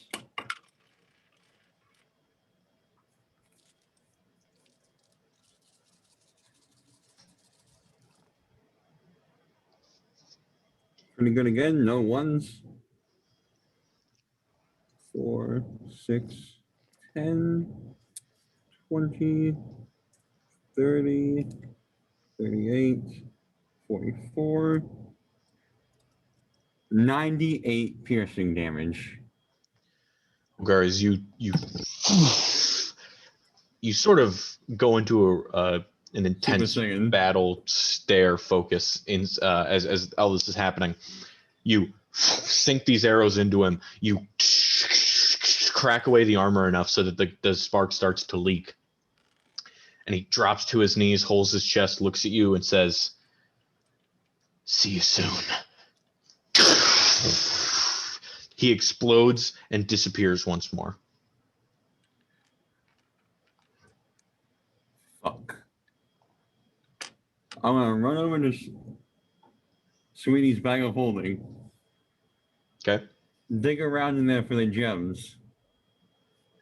What gems? The gems that were given by Savory Avery. Okay. But I'm gonna hold my hand there and think of a diamond. I mean, I believe that is how it works, yes. Sweetie has a diamond in there, right? I mean, yes, he was given What type of diamond do you want? I have... The dude's got like 4 different types of diamonds. I have one worthy of a revivify spell. We have 1,500 gold diamonds. We have 2 vials of diamond dust. The diamond dust won't be good. Yeah. And then we have 145,000 worth of random gems. So but those are also in various intervals of 1,000. Yeah. I think the two of the diamonds with 150. I run over to Roku's body, scratch him together, and yell, "Clear!" and smack me against his body like cast Revivify. Roku, you are only unconscious for a moment, and you see nothing. As you fail to stay alive as you are being stabbed repeatedly, your consciousness slips and you cringe, expecting the first layer of Hail Avernus to greet you again, and you are met only with a black vacuum in front of you for about 10 seconds until your soul is shoved aggressively back into your body. It hurts. It is aching, but you are alive as you sort of do that out of a coffin, like sit back up, and you see that Krivaku is nowhere to be found.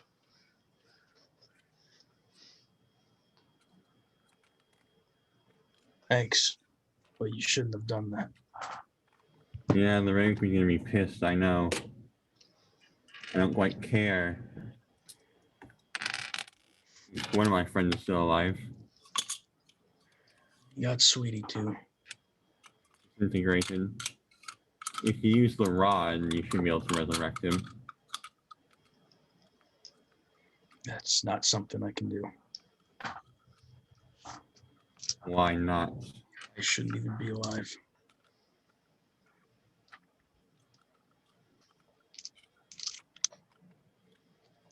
What are your beliefs? There's rules, Hogar. That's something you decide yourself, or that's something you decide because someone else showed it for you? This is myself talking. As a man of nature, you should understand the rules of nature. I do understand the rules of nature. Some things die. But in every death, you breathe in new life to it.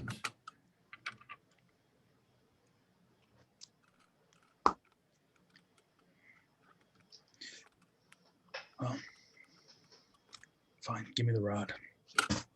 It's in the bag of holding.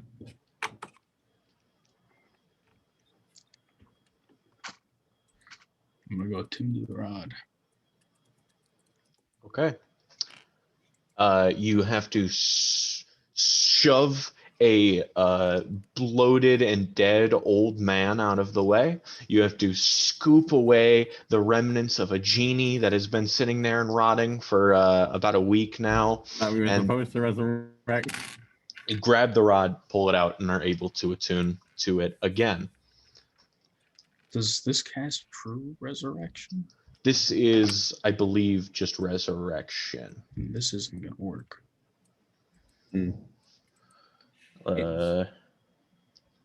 Resurrection.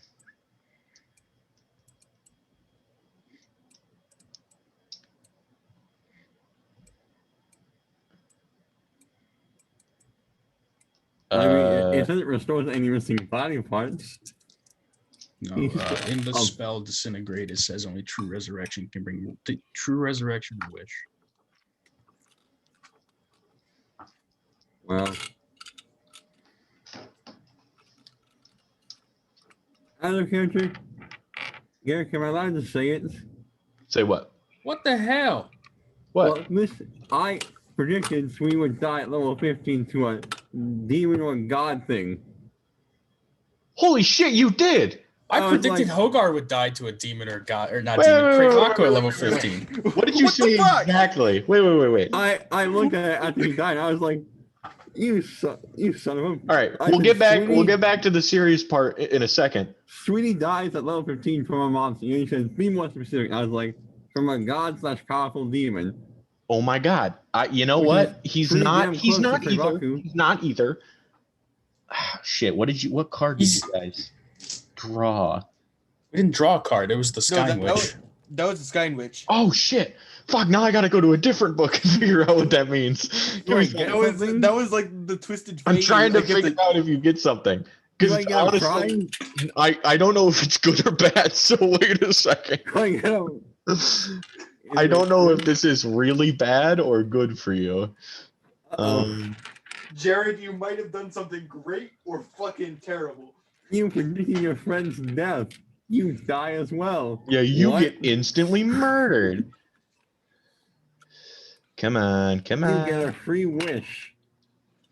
I wish for it back.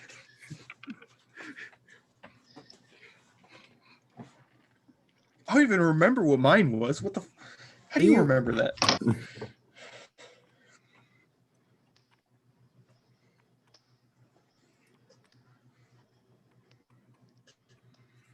Sweetie,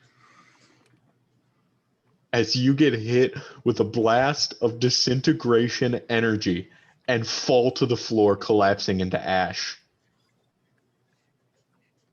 you look around you, and there's a bunch of strange faces staring at you. You see an orc, angry looking, towering above you. You see an elf. You see a strong man holding a lightning bolt with a beard. You see a skeletal raven-like woman. You see Tharizdun, the god you let go, and they all stand staring down at you as you lie lifelessly on your back. It's tough to be a god.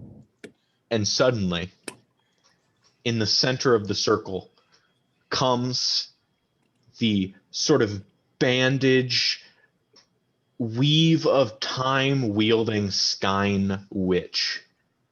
Except she looks different. She's bigger. The weaves are longer and more apparent, and you see your life playing in the energy inside her.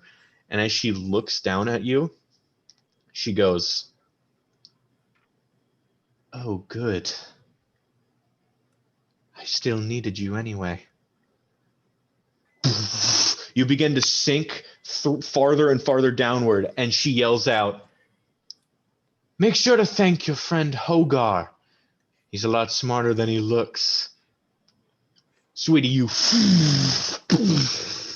hit the ground, and you guys turn as the ash begins to rise like bread. Hey, it worked. Turning a fleshy, disgusting color as a now naked Sweetie fills his adamantine armor. The sweater comes back. The bag of holding attaches to him again as he gets stood back up. As the sealed destiny, the thing the Skyne Witch put on you says, the Skyne Witch attunes herself to the threads of the player character's fates. Ask each player to write down their prediction of how the PC to their left will die and at what level. When one of those PCs dies, reveal the prediction. If the character died in the manner predicted, they fulfill their destiny and are immediately resurrected by the gods as a reward. God damn, Jared. Hey. So I don't like, even have to bullshit it. That is an accurate prediction. It was an easy prediction to see coming, but a prediction nonetheless. I'm gonna give Sweetie a hug. Me too. As soon as this happens, I'm gonna sit up. Hogar, what did you do? Well, you see, after I shot Krimaku 3 times, he was like, "I will be seeing you," and then exploded. So he's not dead yet, sadly. Wait a minute. I need to... Where's Krimaku's body? Well, you see, he exploded, so he's not dead yet. And he said, "See you later," or something like that. Is there no orb floating there? No, there is not. Damn. Sweetie, you sort of like start like feeling you like, because you didn't exist and now you exist. So you're starting to get, and in your pocket, you pull out a piece of paper, and on a little note card, it says, "Just this once, it's out of my hands, RQ." Hey. This is the one death that she has to let happen, that she has to have no problem with because it is destiny that this would happen. So,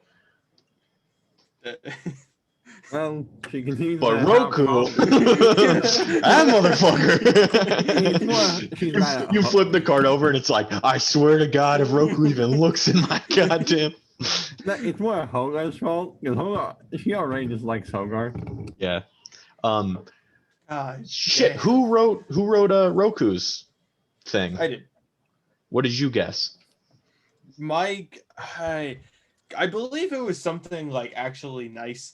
And like he actually old age. That'd be was level lame. 20.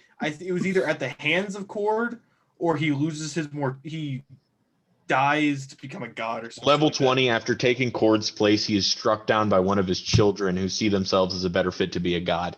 So That's unfortunately, I wish I wouldn't have read that out now that I think about it, but like, so we do not know.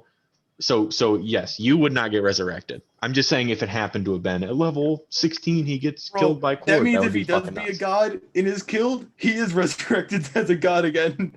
So his kid that's just like, ha ha, fuck you, I mean, Dad. only if I his win. kid kills him. I win. But I feel like Sweetie would like, if he does become a god, would be like, hey, just so you know, if your kid ever kills you, you're gonna get resurrected. So just that's fine. Yeah. And what was yours for Hogarth? Tom? Well, Level we don't know that yet. We're not taking this time to reveal it, unfortunately. As I was not, I wish I would not have revealed that last one. But you guys see, okay, so immediately Roku comes over, hugs Sweetie. You guys see, all of them are like tensely. Roku's holding on to the resurrection rod, and he slowly comes to the realization that this won't work against the disintegration. As Hogar is like sort of like sweating, nervously staring down at the bodies, and as you sit back up, you see both of them doing this. So like you know that you just got deaded hard. Yeah. So none of you could have fixed that. As I look at both of them, like panting, like holding their shit, like, oh god. I have no clue. All I remember is one time when the sky when she was like, "How do you think your friend's gonna die?" And I was like, "Oh yeah. I guess that's this. Maybe So, I don't know. Hogar, apparently you're pretty good at guessing people's fates. Perhaps." Oh, bad news is he's gonna be back tomorrow. God. Hope not. Is there a way we could put up some warding or something like that on the temple? I think we need assistance. Ooh. Maybe a favor. Suddenly, the door at the back of the temple opens as you see the broken-toothed half-orc Chip step out from his workplace. Is everything all right up here? We heard a lot of bumping, so we wanted to check it out, after it was over so we didn't get hurt. I am bleeding profusely from everywhere.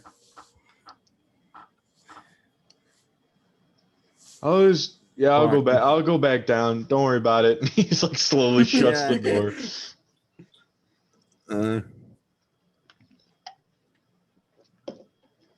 When do you guys think Karaku is a celestial?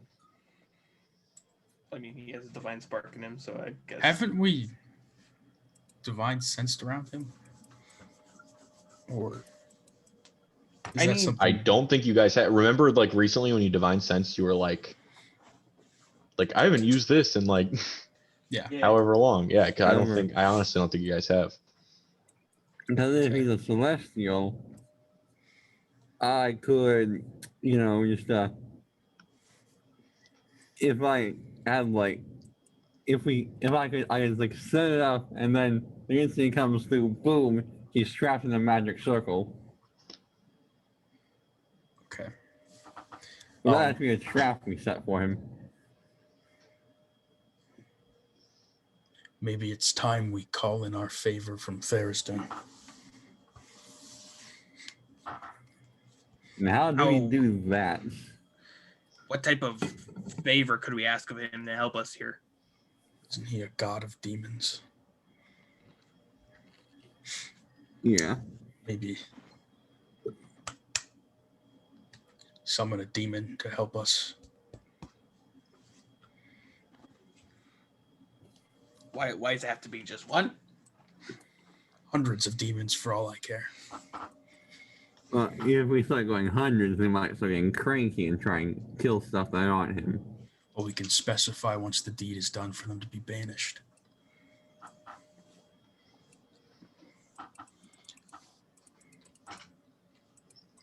We did release him from his chains. He might be willing to oblige. The only question is how we go out with a deal like this. What was the way of retrieving the spark from Kreivaku? Force it, I believe. Hold him down, dent the armor, and remove the spark? Was that what it was? I believe expose the spark and stuff the thing in the exposed part. Or after he dies, catch it with a container. He did die, but then he exploded and said, "I'll be back." Well, Sweetie was holding it, and he's dead. I was dead. You were almost dead. Big guy over there just watched. Yeah, almost dead. Thanks. As I give a nice wave up to... You lied. Just gonna give him the...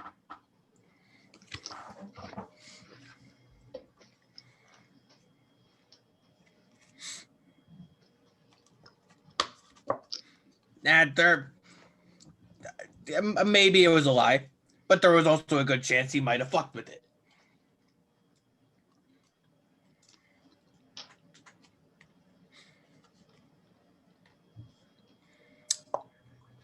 So He's gonna be back tomorrow. yeah, probably, and that's not good.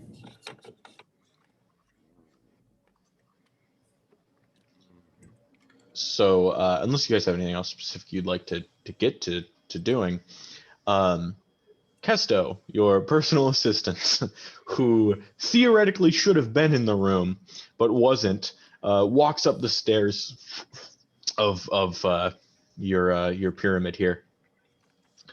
Oh, hello, good sirs. I hope you had a good night's sleep. I decided to take a quick, brisk walk this morning. I was only gone for, say, 5 minutes or so. Did I miss anything important? Still bleeding profusely, armor cracked and broken. Something like that. Oh dear. Come with me, Master Roku. I can apply a healing salve immediately. I've been working on some sorts in the alchemy station gained from me. I'm gonna let him apply some salve to me, man. He takes you over to that section of fancy alchemical devices, and he immediately starts like pouring this thing on your wounds that causes them to burn for a moment, and then your flesh like rises, and then the cut is now covered and like fully healed, and he like wipes away the blood, and it's like completely gone, like it was never there. And he goes around one by one doing this to all of your open wounds. How many of those can you make in a day? Oh, well, if I'm working non-stop, well, yes, I suppose it's how long you want me to work.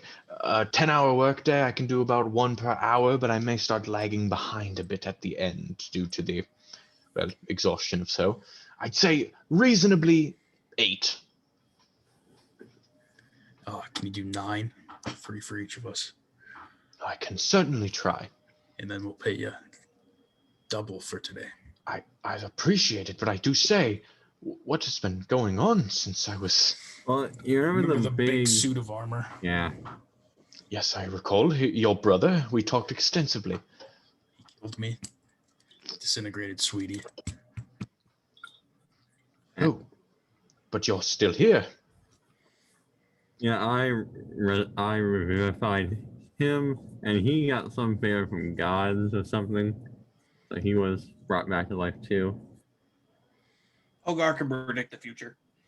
And Potentially. Did you deal with Krevaku? No. He keeps coming back. He's died twice now in 2 days. Oh, so he'll be here soon again.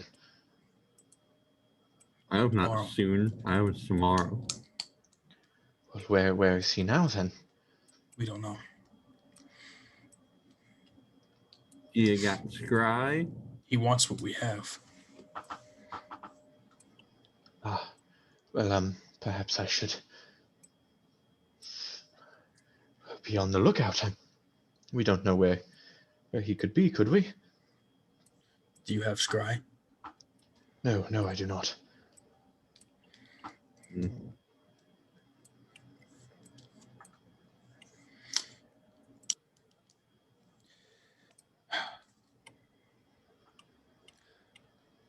Health potions. Can you maybe a quick trip to town? Resistance potions, something. New set of armor for me. Yes, sir. I'll be on it right away. Master Sweetie, could you come help me? Sweetie, can I borrow some gold? I just like walk past, hand him like. Oh wait, those are gone. Or at least 2 of them are. Yeah, I just like hand him like a sack of like 10,000 gold. Maybe Some gold. Can you give me all of the gold, Sweetie? Literally all of it. I give him a No, sack I'm of just 100. Was 10,000 enough? I think so. How much does armor cost? Less than 10,000, man. Yeah. Because I need a new set bad. 17 is not doing it. I walk over, stretch out my newly born ligaments. Yeah, new bodies are a little tough on the body. Yeah, I walk over to Kesto. Well, what's He sort of he looks at you and kind of like glances down and is like, yes, could you help me work on? I know you were interested in this sort of field. Yeah. Just still stretching because new body. And he sort of like very like nervously like walks over to like one of the vials and like starts getting things ready. And he's looking over his shoulder to see if Hogar and Roku are near. He keeps trying to see where they're at. I'm leaving. Hogar, do you want to go shopping? I'm going to work on some traps. Okay. I'm going to go find my griffin and I'm going to start heading. What's closer, Waterfront or Trusk? Trusk, probably. Okay, I'm going to go to Trusk. Okay. And that happens as this continues. So do you aid him with his thing, Sweetie? Yes. As you like sort of reach over, he like slowly kind of like leans in and looks over back at Hogar again.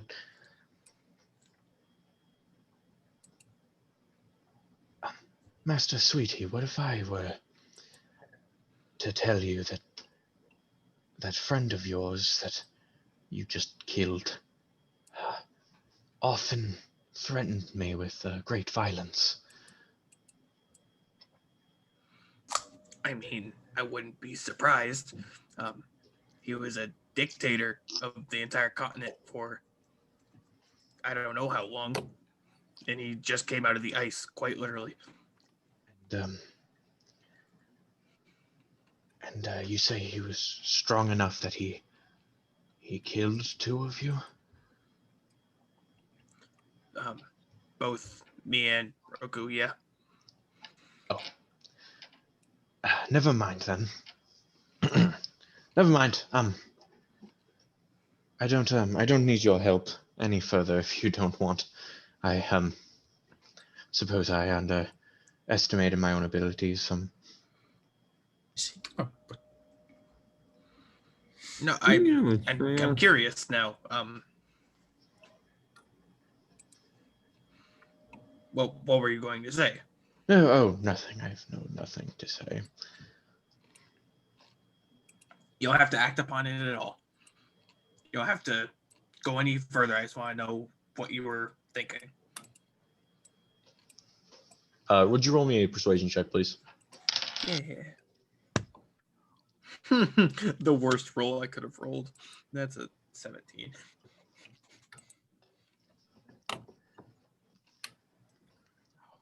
I'm just rather frightened of that man. We spent a lot of time together here, and well, I'm afraid I might have aided him in some ways when I thought you were both allied with one another. But if he is truly coming back, then I don't know if I want to say any more for threat of my own life. That's fair. I think we're all just a little shook up, shaken. We didn't really expect us to die, I guess. You roll an insight check, sweetie. Yeah. God, my roll, dice bad. That's going to be a 9. Okay. Yeah, something's wrong. For some reason, your words are not easing his issues.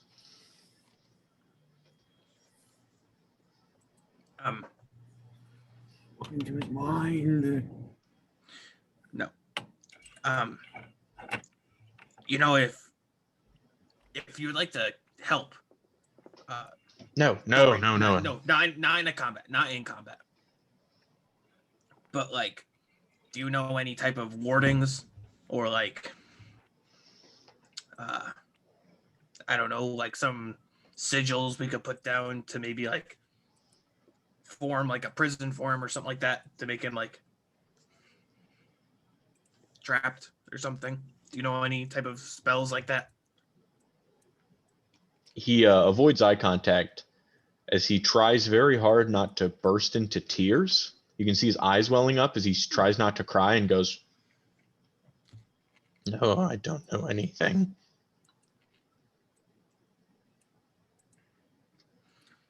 Okay. I feel like this really suddenly turned into an interrogation type scenario. Please, I don't know anything. Talk to me about your feelings. Basically. I'm just gonna leave you here to work on your stuff then.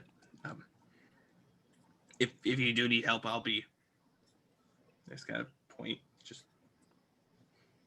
yeah, he's not looking at you. He's been just like avoiding eye contact this whole time and continues to work on things tearfully. I go back to the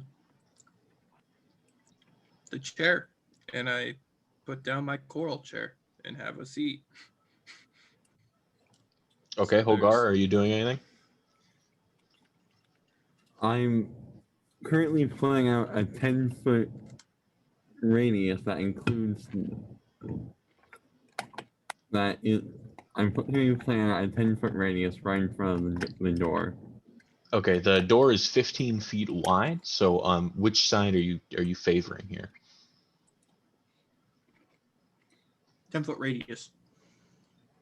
Yeah. It will only get 20-foot entire diameter. doorway. No, that's not how that works. Yes, it is. What? Yeah. Yeah, Oh, 10-foot shit. radius, 20-foot Why did diameter. they do that? Okay. I'm just playing it out. I'll get up early in the morning tomorrow, put a magic circle right there, and it'll step right into it. Okay, it is 9 in the morning. like you guys I'm woke aware. up, had this fight. So Roku, where exactly are you going for your potions? The not potions, armor. Mm, The Truscan armor shop right next to the forge. Okay.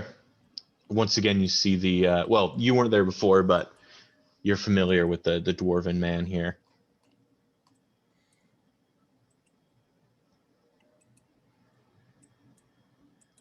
I suppose you're coming in with more armor repair. It's obliterated, so I'm just gonna drop it on the floor. Just clatters off accidentally. I think it's time for a new set. A new set completely. Yeah, please. Plate runs you about 1,500, friend. I'm gonna boom. Do you have anything special? Big sack of gems on the table. Well, you mean magical? Yes. Yes, we have your +1s and your +2s. How much is a +2? 3,500. I'm gonna dish out 3,500 in gems. Okay. He quickly goes away and comes back with very similar looking plate armor, except this one has a sort of like golden hue to it as you like turn it in the light, reflecting off that magical sort Yeah, of plus vibe. leather. And then I would like to go buy a very large cask of, or not cask, a barrel of ale from the rare Crimson Clover. Yeah, you just run up to good old Junior, asks for the whole cask. Goes, that'll run you about 100 gold pieces, I'll say. A gem on the table. This is one. I'm gonna hand him 92 gold and just expect that to be enough. roll me just a general charisma check here, just to see how well you can just to try to play this off. Just add charisma. Yep. 23. Okay, luckily for you, he picks up a gold and goes, 1,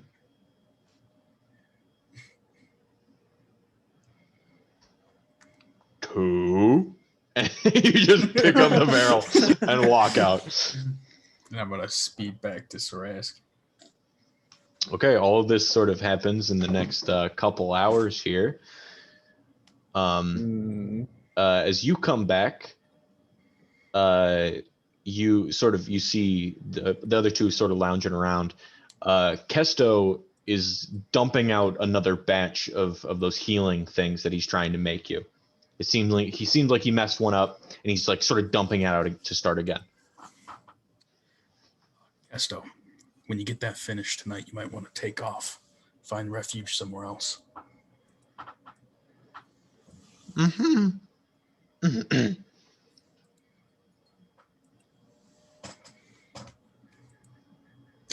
I'm not worried about how scared he is. I'm just going to say it and move on.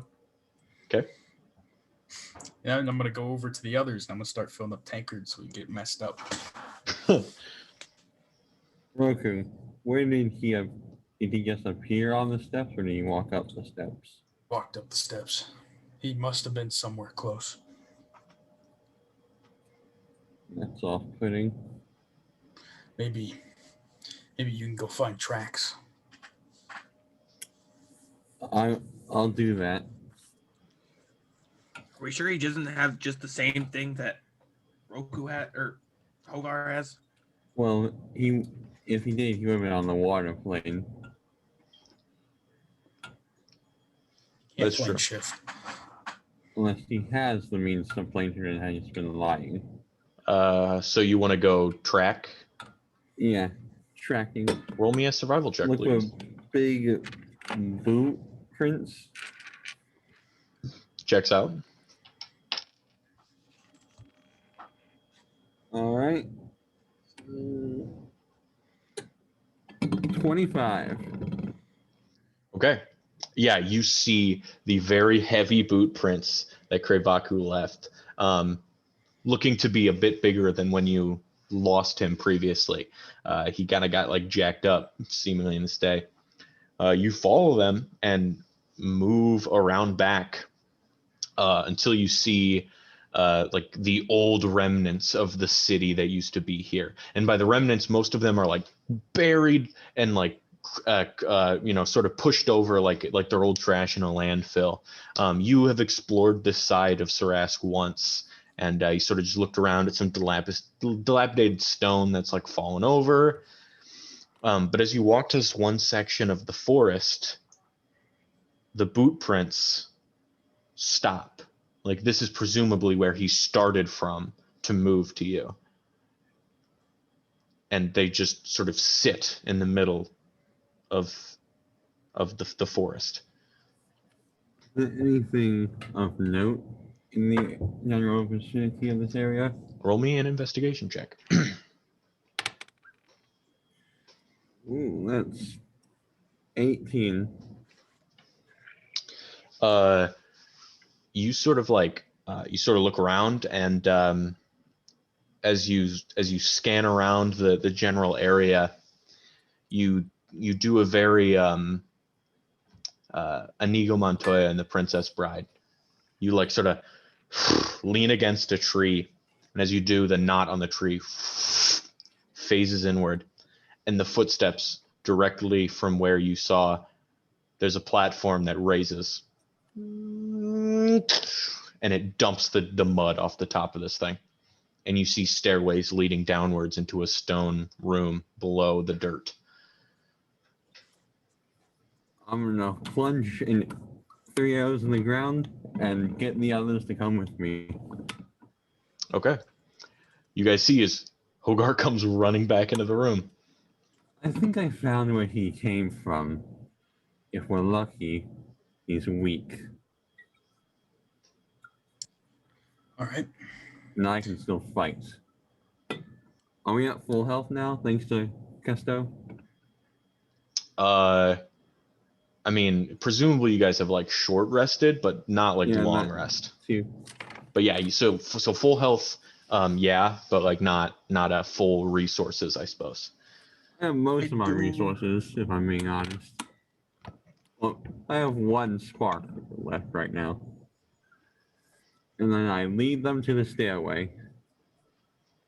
So the two of you see this open hatch in the middle of the old remnants of what is Sarask, or what used to be Sarask before the demons took over. I retrieve my 3 arrows. Okay. All right. Who wants to take points? I'm going in. Awesome. I will tell you what is in it after I pee. I'm still carrying my ale. I'm drinking and going. What choice, peeing? You have the whole barrel, or the whole cask? Or yeah, honestly, it's been a rough day, sweetie. I got the whole thing. I'm just... No, you get your backpack straps. They should backpack, and then you just got your the tube. Oh God! God damn it, Tom! Made me think of something. I think I might hang on to this resurrection rod for this fight. We can go for it. That was one of the things I was going to do if I got the. If we were able to produce more of your type of rings, or we could have more 2-minute slots, that it's definitely. Well, you should have put the pinky ring on. Because if I give it up, I can't wear armor and a weapon. The pinky ring that I picked up from the Medusa statue. Yeah. No, that wasn't from the statue. It was from the box in the back. It was like. Speaking of Roku, your +2 armor requires attunement. Yeah. Resurrection rod. The door right now. Okay. It's still hanging What out are you right beside. Okay, I'm attuned to. I'm attuned to hand, eye, dwarven thrower or Dow thrower, my bad, and armor. Okay, so you're not. Do you have to attune to the armor? The wand. The wand. The rod of resurrection? No, it's just hanging out on my. I'm not. No, it's not that. The airplane. Oh, the airplane staff, you mean? Yeah, I'm not. Yeah, I traded that out for the resurrection rod. Now I traded it out for the armor. I mean, I don't think +2 requires attunement. Does +2 require attunement? I thought magical armor required attunement. I don't know if just +1 to 3 is due for just equipment in general. They might. I haven't read the DMG recently. I read it all the time. Oh, want to know what, Roku? It does not require attunement. And guess who's playing support and DPS? With the staff. With the staff. So. It's gonna be Misty Step. Heal! Misty Step away. Fuck! You can't Misty Step right now. That's I can. I have it as a level 2 spell. That's right. Roku, you say you are trudging in first? Yes. Being wary of arrow in the knees. So are you being wary? You're not just charging in? Yeah, he's a trickery bastard. I'm gonna be wary. So you specifically right now roll a perception check as you're walking up. How tall is the stairway? It's about 20 feet of a dip downward. I'll tell you what, Rick. I'll tell you what, that's a 2. Can I walk on the roof of the staircase?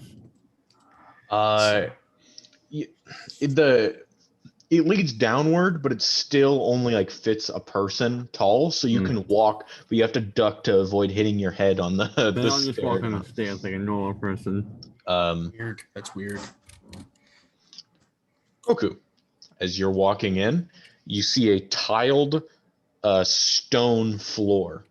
It almost looks like each individual square is like a stepping stone specifically, and unfortunately, what I'm saying is the floor looks like a bunch of pressure plates, and you just walk across them, going, "Oh, this is a strange fashion." I'm drinking from the barrel. Yeah, and just going. You step on one, and I need you all to make a Constitution saving throw. Yes, you all. Oh, God damn it! I rolled a 3, so I got a 12. am I close enough to Roku? Is this happen to be poison? No. Are I close enough to Roku get bonus? Yep. I am. Yep. All right, 19 plus 5, 27. 11. 12. This light hits you in the eyes, and a loud noise gets let out. Sweetie, Roku, you guys get flashed directly in the eyes with this huge, enchanting, bright light, and you can no longer see as you blink. A magical effect, or is The just light doesn't go away. You don't know. I just look at the light. Well, I'd like to try and cleanse myself with cleansing touch. I can do that with my spells that I don't even use. What does a cleansing touch do? It ends a spell effect on a person you touch. While the original thing was a sort of spell effect, the blindingness is real. It's inherent in your body as opposed to a magical effect on you. And that I don't know if I can be blinded with the eye. I'm gonna check real quick. Good point. Do I see that they're blinded? After a second, the light flashes. You cover your eyes. You look back, and the two of them I'm go, immune to "Ah, blind. ah!"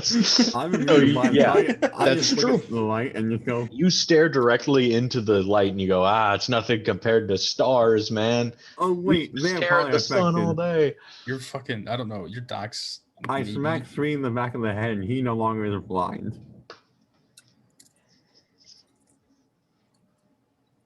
Wait, God what damn what it. did you do? Lesser restoration. Oh, does that cure blindness? Yeah. Would you be willing to Jesus. do that to Roku as well?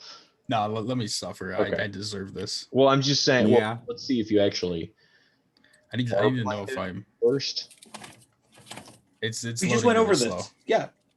We just went over this. Yes, you're fine. In the Kraken's Yeah, stomach. it wasn't even that like, long ago, but In the Kraken's stomach, you're like, yeah, I'm not blinded. But then Rick was like, well, you're still in acid though, so you are blinded. I'm not saying the eye counters that, but you can't be blinded. You positive? I don't think that's true. I don't think that's true. I think you maybe mixing something up.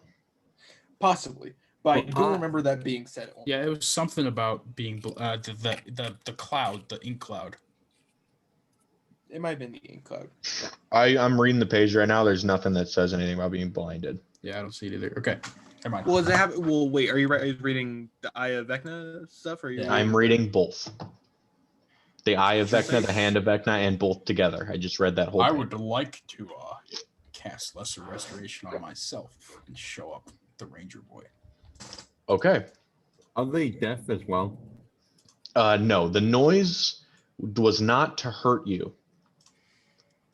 The noise was apparently just there to make it Hold on. apparent you guys were coming. Well, hello, anybody home? I like to look to see which pressure plates are trapped. Roll an investigation check.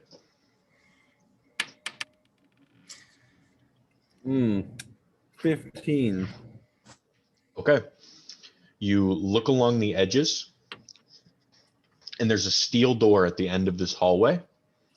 And as you get to the steel door, the plate directly in front of it is pressurized as well.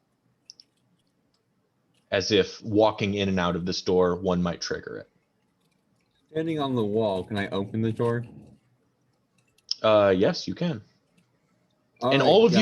you can step over it as well. It's just that one tile. Just right there. step over this tile.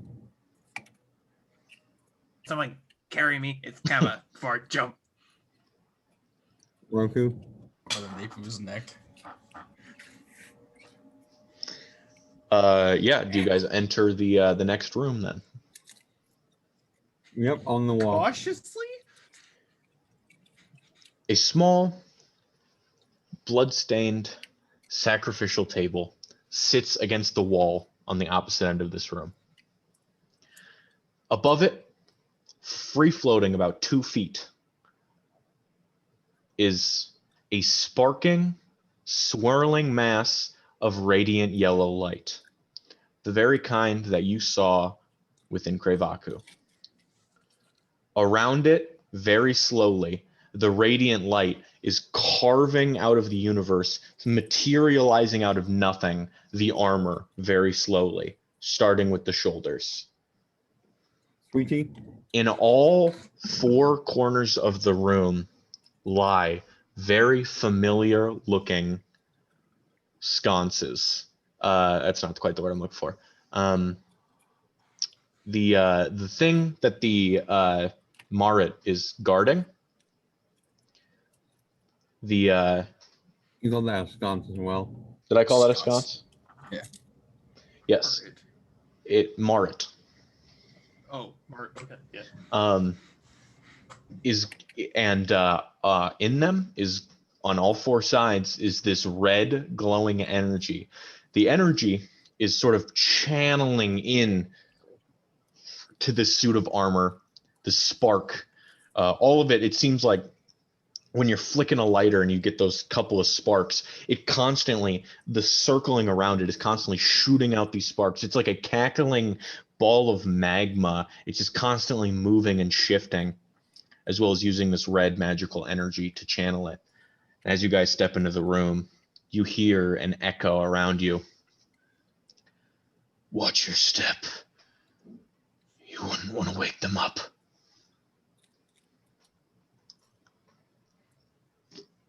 Wake who up? I look around. Is there any creatures in the room? No. The room's The a only- creature.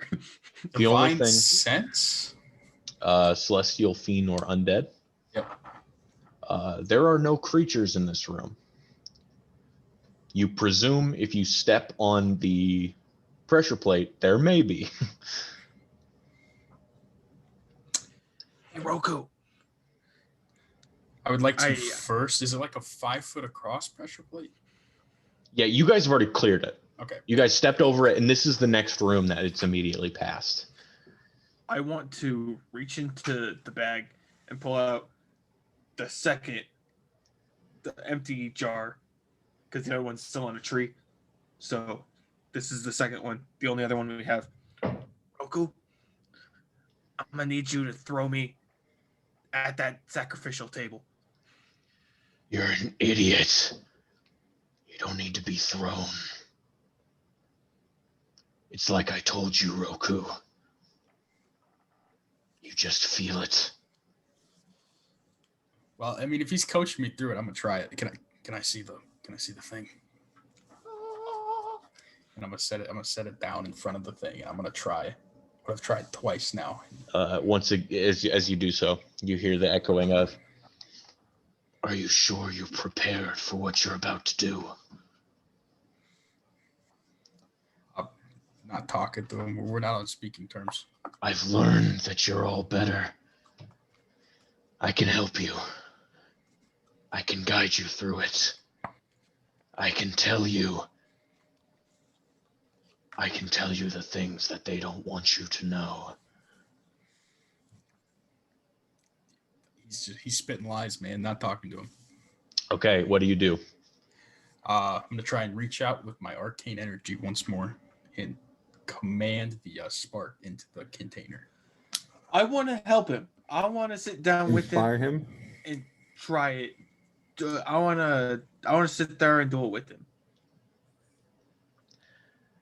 As you guys do so, I want to try use the bow to help pull it in because the bow is from Celestian Soul, and this is also from Celestian Soul. that's perfect. You create another mass for the gravity to pull towards. You create a bigger star with your bow that this one starts to gravitate and eaten up towards it. As you do so, the two of you merely put your hands on either side of this container, and the top, the flattened cylindrical top, begins to shift and open like a gear, and suddenly sits open despite not having cracks of an opening. Despite being sealed shut moments before, it opened itself up by your own willing. And as it's slowly getting pulled away, and like wires getting yanked out of a machine, you see pieces of the armor start to snap off from this divine spark and disappear. And you hear pleading in the last moments. "No, I know who killed the beholder. I know why Enigma took the tank. I know Cord's not the real enemy. It's all..." And he gets sucked directly in, the divine spark being yanked from him as any remnants of Krevaku spark out over the sacrificial table as your soul canister seals shut. Of course. We can never finish the last word, can they? Well, I'm kind of curious on if Cord is not the real enemy. Who's the real enemy? I'm kind of curious about those You know the things. But strategy of Darth Plagueis the Wise. You just want the Jedi Masters when they tell you. I think he was just saying anything to keep himself alive, sweetie. oh no, most definitely. But I'm saying I still would like to know if what are the answers? Yeah, who was he gonna pin as the real enemy? I know someone who knows a lot of secrets, and he could probably help us out here in this department. I swear it's Vecna. We still have to kill Nikolai. I mean, I will lean over to Roku. You mean Gronk? Ferris?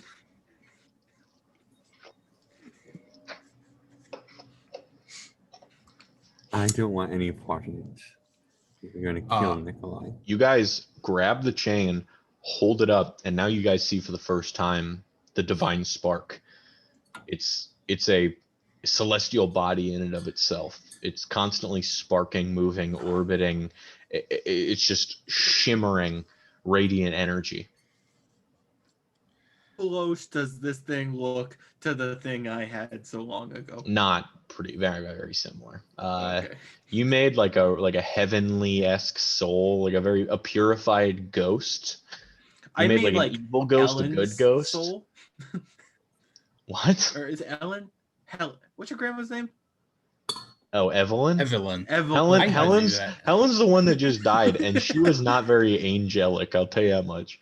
She always used to say, "Have a good life," because she said she was gonna die for like 10 years. We'd be just sitting there watching the news, and she'd go, "I don't think I'm gonna make it through this year," and we'd be like, "Okay, Helen." Well, Eventually, she didn't. Eventually, she was right. I mean, obviously she would be, but you want to see what happens when you step on the pressure plate? Yes, actually, I would. Well, wait. Before we do that, I kind of want to learn why he has 4 sconces. I'd like to know that as well. I'm gonna loot his room. Loot. Yeah, let's loot his room. Wait. Oh God, we're gonna fuck up some. Are these the same type of sconces that we have up in base? roll investigation check, all of you. Ooh, big money, no whammies, big money, no whammies. Natural 19. Natural 20. 16. Natural At least I 20 have bonus. plus 2 for investigation. 22. Bro, big money, no whammies, not 20. Let's go. 19, here we go. You find 2 potions of regeneration, sweetie, underneath the sacrificial table. These are superior to directly healing potions because they last, I believe, for like an extended period of time, and they give it's like sort of like your regeneration. Those of you who can do it, except you can also grow back lost limbs this way. Okay. So he would sort of like take these, sort of buff the process of him coming back. Other than that, you guys find these 4 sconces. They look like before the 2 sconces fused together. The ones when you guys first showed up in Sarask and you saw Norik Hornsby sitting on the throne, he had a red one at his right and a green one on his left, and these are all the red glowing ones. So these are all. Bonk one. So I'm just gonna bonk it. Nothing happens. Does it give like the same energy as it is Vajra? with your investigation, it is literally the same one they had before the 2 fused together, because you left them kind of alone for a while, and whatever happened, whatever trickery also happened. Figure out what it does. Was it helping regenerate him? Roll an Arcana check. Yeah, I would like to. Come on. I want to do one as well. Natural 10. Arcana. 12. Well, Nice. I roll a 12, so that's 14. You guys are all really dumb. You have no idea. No, you're not entirely sure what these do. You're not even remotely sure what these do. The energy cascading above it looked to be aiding in his rejuvenation. Looks like he was allied with Avandra. Maybe. Hey, Mrs. Skynwich, if you're still up there, I have a question. You're met with no response. Fuck off. Bitch. All right, Roku. Since we don't have adamantine weapons, let's roll with Sweetie.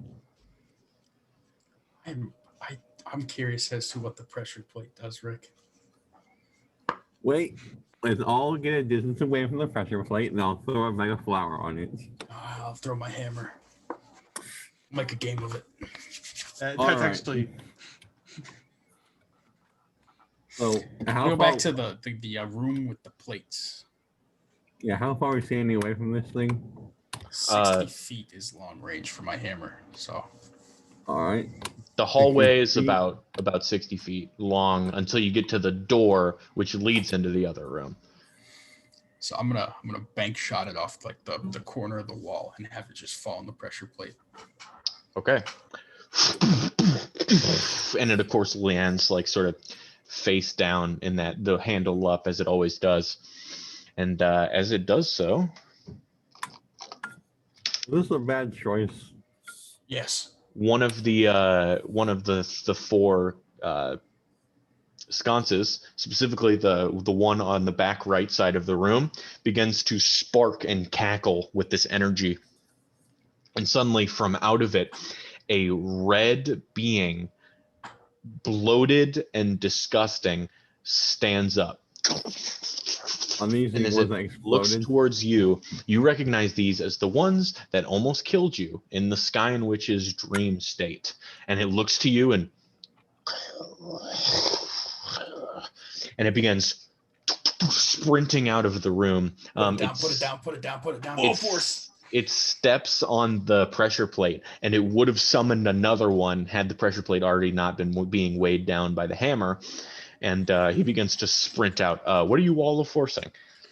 I just want wall force like Like the room in yourself, or okay, just like, yeah. He runs, and as he does so, he lets out a scream. The wall of force sort of muting it, like sort of like the acoustic like panels on the walls, like it sort of just like mutes the sound. And as he starts running, he doesn't quite see the shimmering force, and he begins to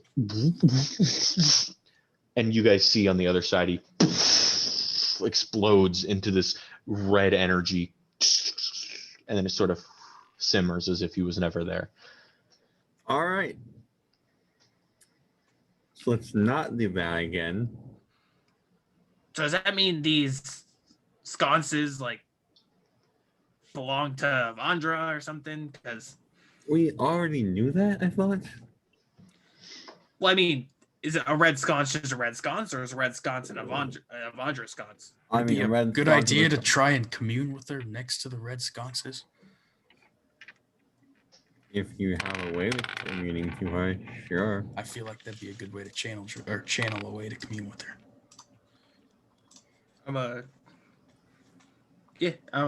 go first wall force down, obviously, and then step over. Well, I guess it doesn't even matter if I step on it or not because it's already lowered by the hammer.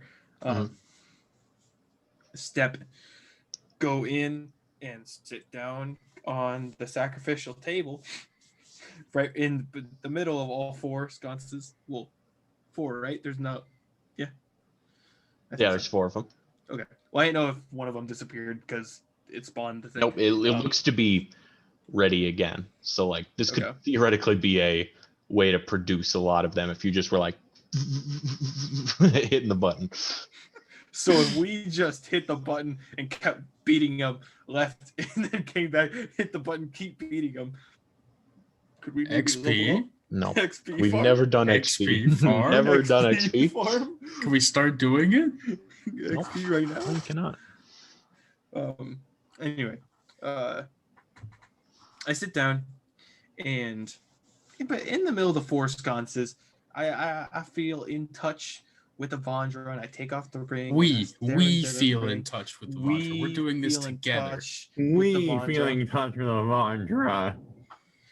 Us in the red flag and the red sconces and the red ring and the yellow. Are you trying to commune as well?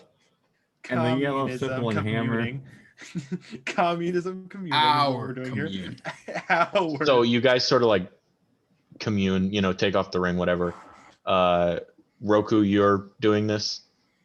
Very seriously this time. Sweetie, you're doing this? Thank you. Yes, I'm trying to contact the phone. Hogar, you're doing this? No, I want to watch them because they don't kill themselves. I need you two to roll with advantage religion checks, please. Thank you. Okay. There we go. Dude. 16. Yeah, that's right. Yeah. Hey, Tom. 16. The other one was a 2. I got a 4 on my other one. You guys see as you are cloaked, spotlighted basically in this red light. Roku, it happens to you first, and it lets out this this sound of, and then suddenly in harmony, sweetie, you get, and then it goes to Hogar. The light cackles. All your lights fade. Fine, I'll do it with you guys. Hogar, would you roll a religion check, please? An advantage? No. Well, it's a 16. 16 boys. 16, 16, 16? Yeah. 48 8 altogether. It's not even important. I just, my mind was like, hey, add them up. Add them up for some reason. Multiply them all, Rick. Do it, Rick. All right. No, I'm not going to do that.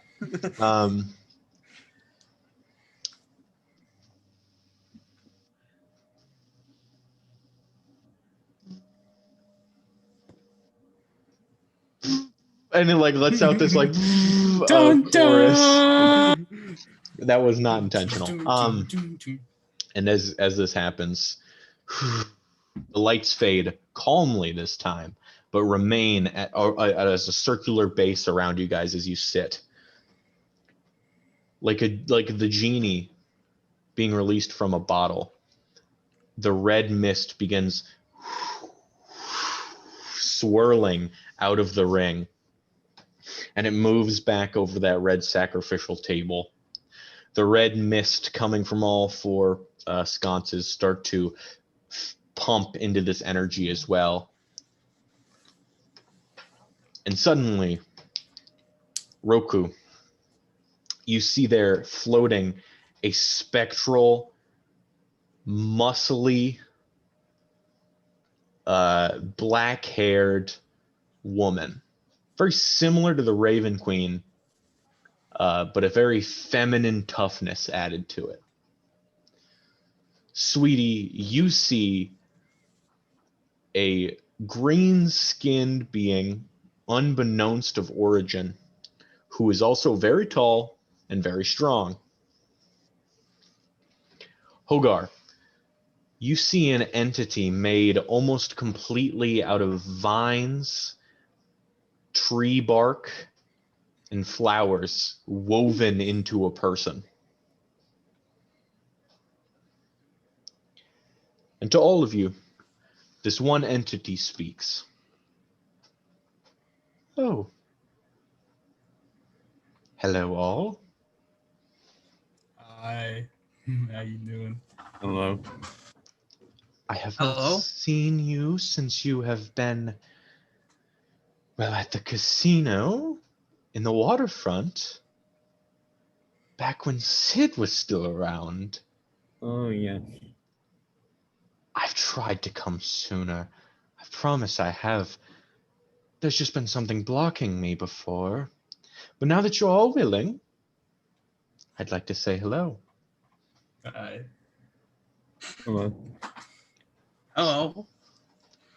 Why did you boys bring me here? Well, Good question. kind of wondering what the 4 sconces were doing here, rebuilding Greyvaku. What?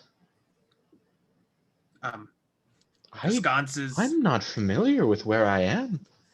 What sconces do you mean? These?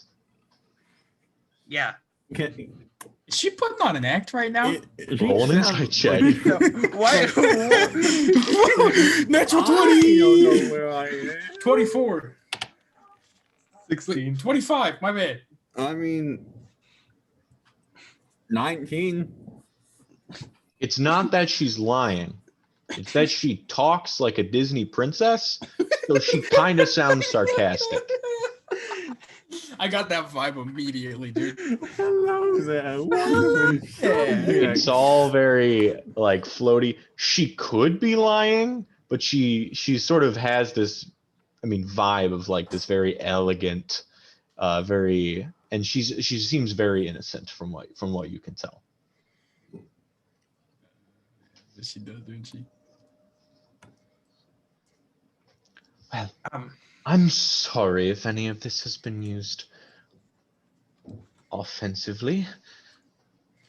I died. I I'm very died. sorry. That must have been very frightening, Roku, wasn't it? No, it hurt. Real bad. Then I brought him back. Very brave.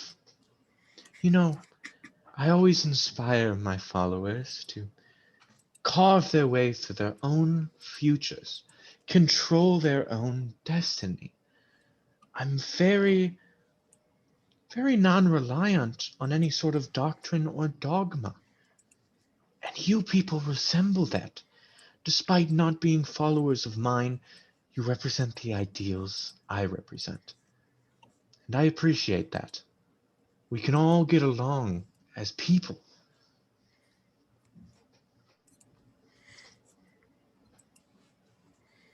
So, these sconces. What's the harm? What are they doing? Well, they were reviving an orb to revive an armored guy Person that killed me. who killed a lot of Getting people. resurrected here. I am so sorry. Is this bad man finally gone? I hold up Celestian's divine spark. Yeah, he also is harnessing another god's divine spark. As you hold it up, she audibly gasps, looking at it. Is that what I think it is? I have no idea. It's really sparkly. Yes. Sparkly. Well, what is it? You all did a very good job retrieving it. I believe that is what they call a divine spark. Your, well, not very good friend must have taken one. Why, you should hold on to it. Keep it safe. A lot of people were after those. Well, we kind of had plans for it once we got it, so. Well, good. All the more reason you'll all hold on to it and keep it out of the hands of those who wish to control others. Those are my least favorite kinds of people. You folks here at Sarask seem, well, you seem to be the perfect type of governmental bodies. You bring people together, yet you don't force any assertion of government or control over them. And if you did, I'm sure it would be fair as well. You all seem very just. Oh, she be buttering us up. Anyone here crab? Yes, it's lobster they can butter on. So, is there anything I can do to help you out now that you have me here?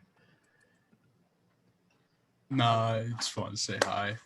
You Well, can ask him. I just wanted to say thank you all for putting a stop to any evildoers who are using, well, any contraptions that may look like they're mine, keeping that divine spark safe, and, sweetie, special thanks to you. That little ring has been helping me out everywhere I go. It's like you're handing out my name on a little business card every time you cast a spell from it. Suggestion. Not on anyone, just cast it. Just cast it. It's a rainbow. I suggest a rainbow into existence. Well, if there's anything else I could help you with, anything at all, please let me know. I do know the Raven Queen has been giving you a bit of trouble. I suppose I could ask her to ease up a bit. She's not gonna like us at all. Well, not like me She- specifically. I'm the one doing it. She doesn't like anyone, dears. She's what we call a mean lady. I'm sure she said the same about others and in a lot less nice words. She sees things very black and white, definitive. But you three all know equally that death is not the end, especially not for people as important as you are. Oh, thanks. You all have destinies woven deeply into our time. They can't be ended by some bully of a brother in big bad armor.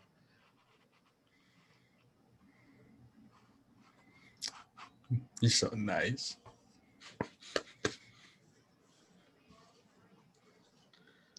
Well, I should get going back to where I came.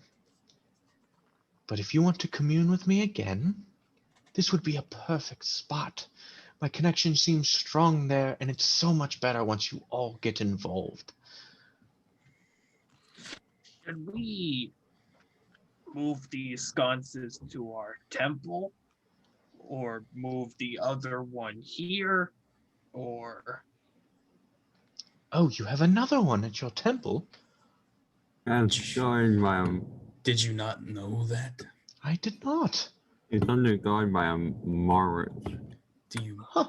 You Are had you a in- Skyn Witch. Are you in Tell talks us with to the put it there Sky for Witch? you. That Skyn Witch will be the death of me. I'm sorry if she gave you all any trouble. She also almost killed me. She just saved my life. Well, while a bit mean, she is impartial when it comes to destiny, and it is there where we share some personality traits, but I'm afraid that's as far as we lie. She's been making a straight mockery of my teachings. I'm sorry about her.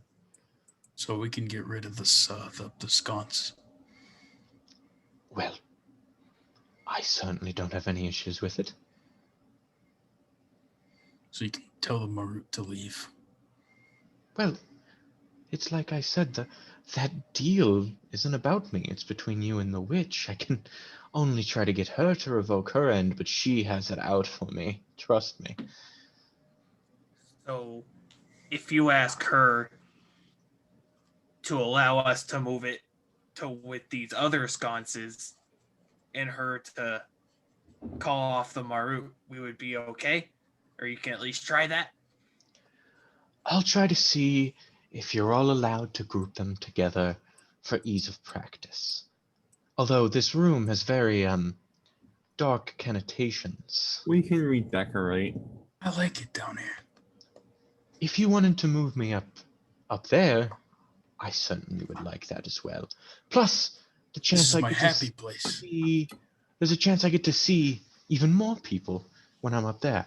And, well, I love meeting people, especially new people I haven't spoken to before.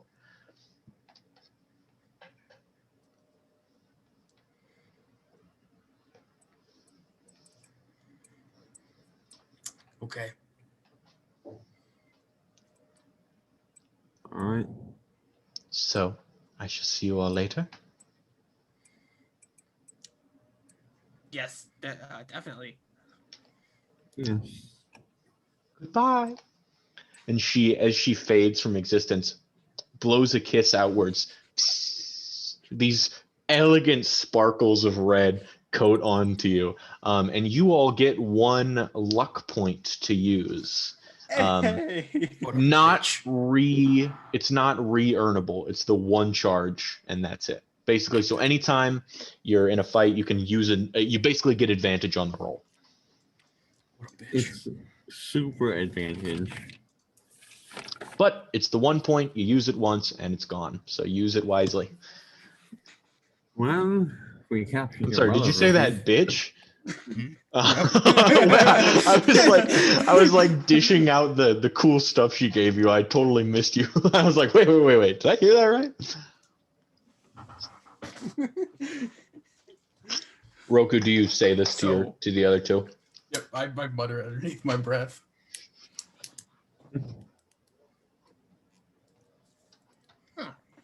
It's nice finally actually being able to speak with her. She certainly was something. Took a lot of effort to match her bubbly energy. Well, what's now? You didn't sound bubbly in the slightest. You sound head over heels. Or heels over head. One of the two.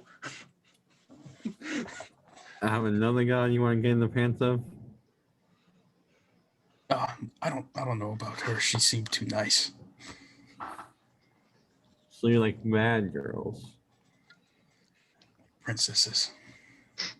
Of the Disney variety. What's in Disney? Oh, you don't He's like nuts. You don't like big goblin women like that? Do you like big goblin that kind of women? looked like the Raven Queen. Mine look like a tree. I'm really confused as to why. I'm just gonna go. like can you imagine, like, it's like from Roku's perspective, like this woman from Sweetie's perspective, and then it gets to Hogar's and it's just like a whole ass tree, not even like a lady. And he's like, oh, I want to be a tree hugger so bad. He's like, you gonna make me act up. Made of wood and vines and flowers. It was weird. She got a thicky. Strong. Well, anyway, someone help me carry these sconces. I just go over and just try and pick one up myself. No way in hell. You can do it yourself. Adios. And then I'm gonna step out. And I'm gonna take my hammer with me. So we gotta step over the panel and like walk through on the walls. Wait, Hogar, you're not. Guy. Good luck. As they're walking away, the lights like turn off. I pick up one and I walk past and I try and toss the sconces on the other side of the pressure plate so I can go the sconces on the other side. Sweetie, and then... to make it extra difficult for him, I'm gonna cast darkness just in the middle of the room. Okay. So you literally are blinded in the middle of the room. Okay. Yeah. Sweetie, are you moving all the sconces up? Yeah. Okay. You eventually do so, one at a time, dragging them through the mud. And as you get back up, Kesto turns over and goes, "Oh, are you rid of him? Yeah. Really dead this time?" It was easier than we thought. Easier I died. It was better than we thought. We killed him already. He was already dead. You were just regenerating. Oh, thank God. Form. And he like collapsed. He's like, "I've been getting nowhere on these healing drafts. I'm so sorry. I was too stressed." What's got you stressed out? It's all right, buddy. The prospect of him coming back here and mangling my limbs. Here you go. I'm gonna hand him a giant cask. And he like reaches it out, and as you drop it, he hits the floor. There you go. Come on, drink up. So, there have been talks of a month of downtime. Theoretically, would you guys like to take that month now? I guess now would be a good time for it, right? Yeah. I can, as your world curator, nothing immediately attacks you in the next month. It's all up to you guys. The month of prep time. So, yeah, if you guys would like to, if we could go around, say what you want to do with your month off. I will run the calculations on your tank factory here after we're done. But other than that, I will take suggestions now. What you guys want to do with your month? Well, I'd like to. Eventually, I'm gonna get Wish back. So I'm gonna cast that. I haven't quite decided what I'm gonna do with it yet. Mm-hmm. I'm gonna go for my quest with the hammer with kill elementals. I was thinking I was gonna go challenge a fire giant Mm-hmm. to battle to the death. I'll find some other boys to fight. Okay, so with the help of Hogar once a day, he has to teleport you to a plane, watch as you scramble around to find something to kill, and then eventually he's just kind of like sitting off to the side as you beat like you see there's this giant Sahagwin that you're kind of like 1v1ing as you hit him with the hammer. I just, like, pick up in like random things on each plane, like ingredients. You just like, and then on the background it's like, you son of a. Don't talk about her like that. As you kill each creature, they sort of like their skin like wrinkles and sags as they almost like die of old age, and as they drop, this sort of like energy they've produced fills that slot in your hammer, giving you a glowing orb of filled in that labeled water. You go around to the fire giant, the city of brass, and you like look around. Hogar's looking around at the amazing beauty that is this plane, and you walk up to some dude on the street and like push him and like Good sir, how much are your salts? You're like dealing spices with a genie in the back as Roku is this. It's like more fire giants have come out of the woodworks, and you like let the hammer go, and it spins around in a circle before you catch it. You guys go to the airplane, and you're soaring, and you guys see what are they called? What is cheddar? Quetzalcoatlus. You guys are like flying automatically, and you like look down, and you just like look at Hogar, and then like. No. Why? And like Hogar's just like, and like looks around, and then you are like spiraling as you're choking out a Quetzalcoatl. And finally, in the plane of Earth, you like it just like shows you walking, and all of a sudden you look up, and the mountain that was animated is now standing there still, and you're like, we got unfinished business. Me in the mountain. Ooh, nice gems. As Hogar is just like looks over, and like the mountain isn't like animated, so it's just like standing there as you like blow his knees out with the swings of your hammer. Ooh, and he just like gems. sighs and shakes his head. And so yeah, that was a subsequent at least a 4-day journey, and all 4 of your slots are filled up, and you get 3 different abilities per element filled up, so that gives you 9 different things that you can do. 12 different things that you can do. God damn. And I will send you that document after this, just to give you sort of a general vibe of it. He's gonna be able to cast fucking fireball from it. He's gonna be like, fireball. You can now speak all the primordial languages, and you can now cast you can now cast dominate monster on any resident from any of the planes. And you also you speak all the primordial languages. You have resistance to lightning damage. You can now fly. You have resistance to acid damage. You can move through Earth. You're immune to fire. You can cast fireball. You can breathe underwater. You can shoot water out of your hammer. Just shit like that. Various nuts and bolts, basically. You can finally fly and breathe underwater as well. Wow. As he comes back from the final plane, Roku is like hovering with his hammer in his hand, and he's just like the avatar of all. Hey, can I have that cloud staff night? You don't need it.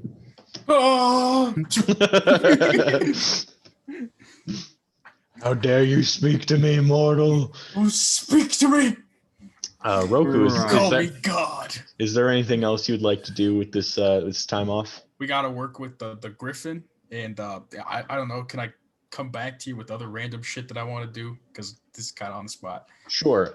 Would you roll me an animal handling check just to see how the general vibe is for the rest of this time? 12 again. I think that was what I got last time as well. You notice as Clegane as well gets acquainted with this thing. He kind of does the training. He's the perfect person to train a beast because he is both as intelligent as you and a beast. So you notice as they like sort of sneak off together a lot, and you think maybe Clegane is willing to speak around Maribel, that he's not willing to speak around you, because he is awoken, but he's very stoic and silent. He sort of like tells her how things work in a way that she can understand, as well as being, willing to empathize with her, as he's a trained animal as well.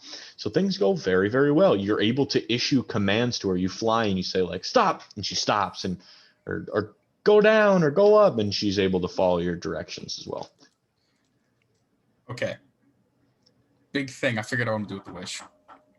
I'm going to wish for Doug's sword, since I have that, the detailed painting of it. Uh-huh. I would like to wish for it and not have him attached to it. Well, how would you like not be to attacked within phrase a wish? Any suggestions, fellas? I am not there after the 4-day pilgrimage. You will know why when it gets to my turn. If you want to come back to Sarask and seek my help, yes. This is when we are all together, and I have the wish. Yeah, let's say this happens before the pilgrimage, even, because the wish, or I don't know. Point is, you guys can all input, is what I'm trying to say. I don't mind if you guys work with each other here. If his sword mysteriously disappears, he ain't gonna be too happy. Which is fine, because he's not going to know where it went, and he's not going to have enough time to look for it. Unless he has powerful mages under his beck and call. True. Isn't he the king of the place that has the Northwind Academy? I could wish for it for like a short period of time, cut the hand and eye out, and then have it back. This is just to remove the hand and eye? Yes. I need to do that. It's a necessary step to Do you have to be killed by it, or can you just use it to cut them out? It is the only thing that can cut them off. That's how you remove it. Aren't you gonna die if you cut those out? No, the Infernal Adamantine is in the cost blade. With this sword, with Doug's sword, he's not removing the hand and eye. He's destroying them. They're not being taken off. They are removed from existence. As long as it doesn't kill you, just something like, I wish to have the sword of. I wish to have the. Yeah, I'm going to use the title of the sword because it has a title. Because he also has a bunch of swords. You don't want to get the wrong one. Yes. Title: The Sword of Doug, King of Titran, for 1 hour. No, I need more time with it. For 3 days. Because I can also give us a with wish. I can give you guys resistances to damage.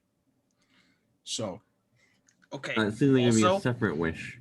Yes. Hey, which whenever is why we do cut this time with it. Whenever you do cut this off, I'm gonna need you to take one of these, and I pull out one of the regeneration potions. With this, it lasts longer than an hour, but when you drink this, it will be your hand and eye will grow back before hand and eye of Vecna. Those should grow back. Okay. Also, the Raven Queen said she would cut him off. So I'd like to see if she's still up for that. Yeah, I don't really want to. How do you test? How do you gauge that? Whenever I wish for the sword, I'm gonna go to Brighton and just like, hey, you still have to cut off my limbs. Do we have time for this? Yeah, we have a literal month. No. I'm saying like, if you wish for it, you said wish for it and then go to Brighton. Yeah, but I can contact her and then ask her if she wants to be the one to cut off and remove the hand and eye. I don't think that's a good So idea. she might be like, yes, and then actually kill him with the sword. Well, if she tries to kill me, I can use the hand and eye to go boom. And if I can fly now, look. When did you learn that? Oh, but as as is like tradition, you got to use the hammer to wind up, but you can hover with it. But you gotta, when you wind up to take off, you gotta swing it. You gotta hold the hammer like an umbrella. The float. Wait. What was? Don't do that, please. With Earth, wait, can he? What is it called? Earth Run or what's it Yes, he can move through solid. He doesn't tunnel through it. He becomes Earth. The ground and move through it. Roku, not to try and steal it from you, but God damn, Roku, why do you get all the cool do you shit? really need that for an achievement slot after you get rid of that? That's fair. No, I won't. You guys can have Well, it. he's not to get rid of 2 of the cool shits. But then he keeps the one really cool I shit. think that if you're forcing someone to take the resurrection rod, you should let him have the ring too, because no one really wants it because it's a support thing. That's between Sweetie and I. And Sweetie, if you want it, you can. Ring's yours. Because like it's very helpful, but no one really wants to lose an attunement slot over it. So I thought like the best way to handle that is like you get it, but you also get the free attunement slot. So I would actually very much like it because also during my month there was something I wanted to use it. Well, okay, sorry. We will get to you eventually. I promise. Yeah, sorry it's taking so long. There was a lot of shit I thought of because I've been proposing this for a long time. Yeah, I'm aware. So yes, my wish. I'm going to go to Brighton, ask the Raven Queen if she's down to cut off my limbs, and then wish for it by saying, "I wish for name of sword." For the duration of 3 days, and then to be teleported back to its owner. Okay. You fly to Brighton, and the queen like sees you, and as you float in with the hammer majestically on the top side of the city, as opposed to just coming up from the slums like you did last time. She immediately. I am not there. Yeah. I didn't figure Sweetie was either. If I thought maybe he'd go it alone. Yeah. And he sort of stands up. She stands up and says, "Well, I didn't think I'd see you back here." Firstly, came to apologize, and secondly, we made a deal. You said you'd help me cut off the hand and eye. Whatever disdain I may have for you, it's amplified tenfold by those decrepit parts. But you have the sword. And there you see this insanely elegant weapon, tampered in the blood of a dragon, made from the strongest metal of the hells in the abyss, and wielded by the most elegant, radiant, vengeful being so far in history. So far.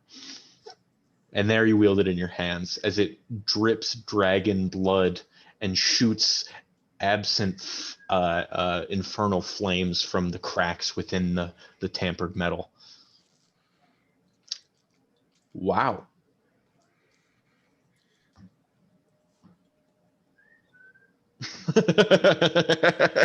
You did take that regeneration potion, right? That I presented during that little meeting. I presented it to have your hand and eye grow back. Your Roku hand and eye. I'll drink it when I get back. Okay. Are you ready? I mean, does it have to be here? Like, can we go? This is gonna hurt. I'm aware. And she cocks it above her head. I have a connection to these things. I'm here to sever that connection, right? I suppose. Can I at least go Think inside about it. first? Get it cut it off here in the street? And she like stands. You're on like this platform, gazing out at the sunset pouring in on the steel city. On the rest of this platform, gazing behind you, you see the forests and miles of the beautiful land of Convi. And she goes, "I can't think of a better place to do it." Fine. I'm gonna hang it over the edge so when she lops it off, it falls. So we sort of like, if this were a movie, the angle cuts back. We see your two silhouettes imprinted on the sunset that's directly level with you. She takes the sword above her head and hits you, not at the start of the hand, but directly in the middle. And as it slashes through, the decrepit fingers fall off and start to fly down the side of this large platform, falling hundreds of feet to the land below. But before they do, they disintegrate into this fine dust. And you look at the rest of your hand and it follows suit. Then suddenly, all at once, the dust flies into the sky. You look as your old hand wound reopens and blood starts dripping down to your elbow. And then, just as swiftly as she did the first strike, she turns and hits you towards the side with the sword, angling it directly so that it hits the bulging eyeball. And as it does so, it gets split in half, oozing out black pus. Your cornea breaks into the white of your eye like a broken yolk in an egg, and then it fades out of your eye. Your flesh is apparent behind your skull as little drops of blood pour out. I don't know. I'm gonna collapse and bleed all over my own face, I guess. Despite being, I mean, you did hack off an eye and an arm, and a hand. It's less painful than when you put it on. You see, as you bleed, it's not of a painful, wounded bleeding. It is a purging. All the blackness that is in your system, all the darkness that you became accustomed to, is now leaving. The black energy that you once healed and learned to work with is now oozing out. Nice. Oh, thank you. I recommend you get something for your wounds. And she drops the sword and do something with that sword before Zona gets angry. Duh. Well, I'm gonna go find something to kill with it. You do that. And she sort of like sits back down in her chair and watches as you like dripping fly upwards, hovering, the hand lopped off, the eye now gouged and destroyed, as Vecna somewhere is very, very happy to be whole again. And as you start to move away, she yells, "Despite Sweetie being a jackass, he's the only one of you who didn't break my rules." I'm sorry. Oh. No, not really. You're the only one that came back to life through it was always your destiny to come back to life, is basically what happened. Yeah. So due to that, you're the only one who did not actively prove her wrong in her God of Death goals. Roku, do you have anything else you'd like to do? Yes, but I'm taking really, really long. I'm gonna cash in my my 2 favors with Vecna, and then you have a favor with Vecna? Oh, because of cutting them off, I asked for a favor for each body part. You did, yes. I can do that later because I don't have a favor ready right now. Okay. And then I would like to also go on a shopping spree. We have a lot of gold, but they can do their thing because I've been taking a long time. We can go next. Roku's just in here like I'm thinking the exact parameters. Dude, I literally have been thinking about this for a very long time. Well, that one also depends on what you say. My goal is definitely, I think, a month-long project, but I don't really have to be there for it. The first week, I want to go travel out, probably to Mid-Rock, and I want to go find builders, and I want to start hiring people to construct, like, a big apartment building next to the outside of the castle, like down the, like, I want a road going from the main steps out of town, and then out of the temple to the right, there to be like an apartment complex for the workers that we have, and for people to finally like start moving in and actually like have a place to live, and then like another place for a tavern, that like actual food. And I want to get like just kind of like start setting up a town and like get workers and builders to like finally start fulfilling this place kind of. I need you to make a persuasion check, just as you're recruiting here. Is he going to get assistance from either of us during this? I am off doing my own thing. Yeah, it seems like you guys sort of have your own goals in mind. Unless you do, because your things really only took up 4 of my days and 1 day otherwise. I'm gonna use my luck point. Okay, yeah, go for it. Luck point, because I rolled a 2. Dude, you rolled like below 10 a lot. I know.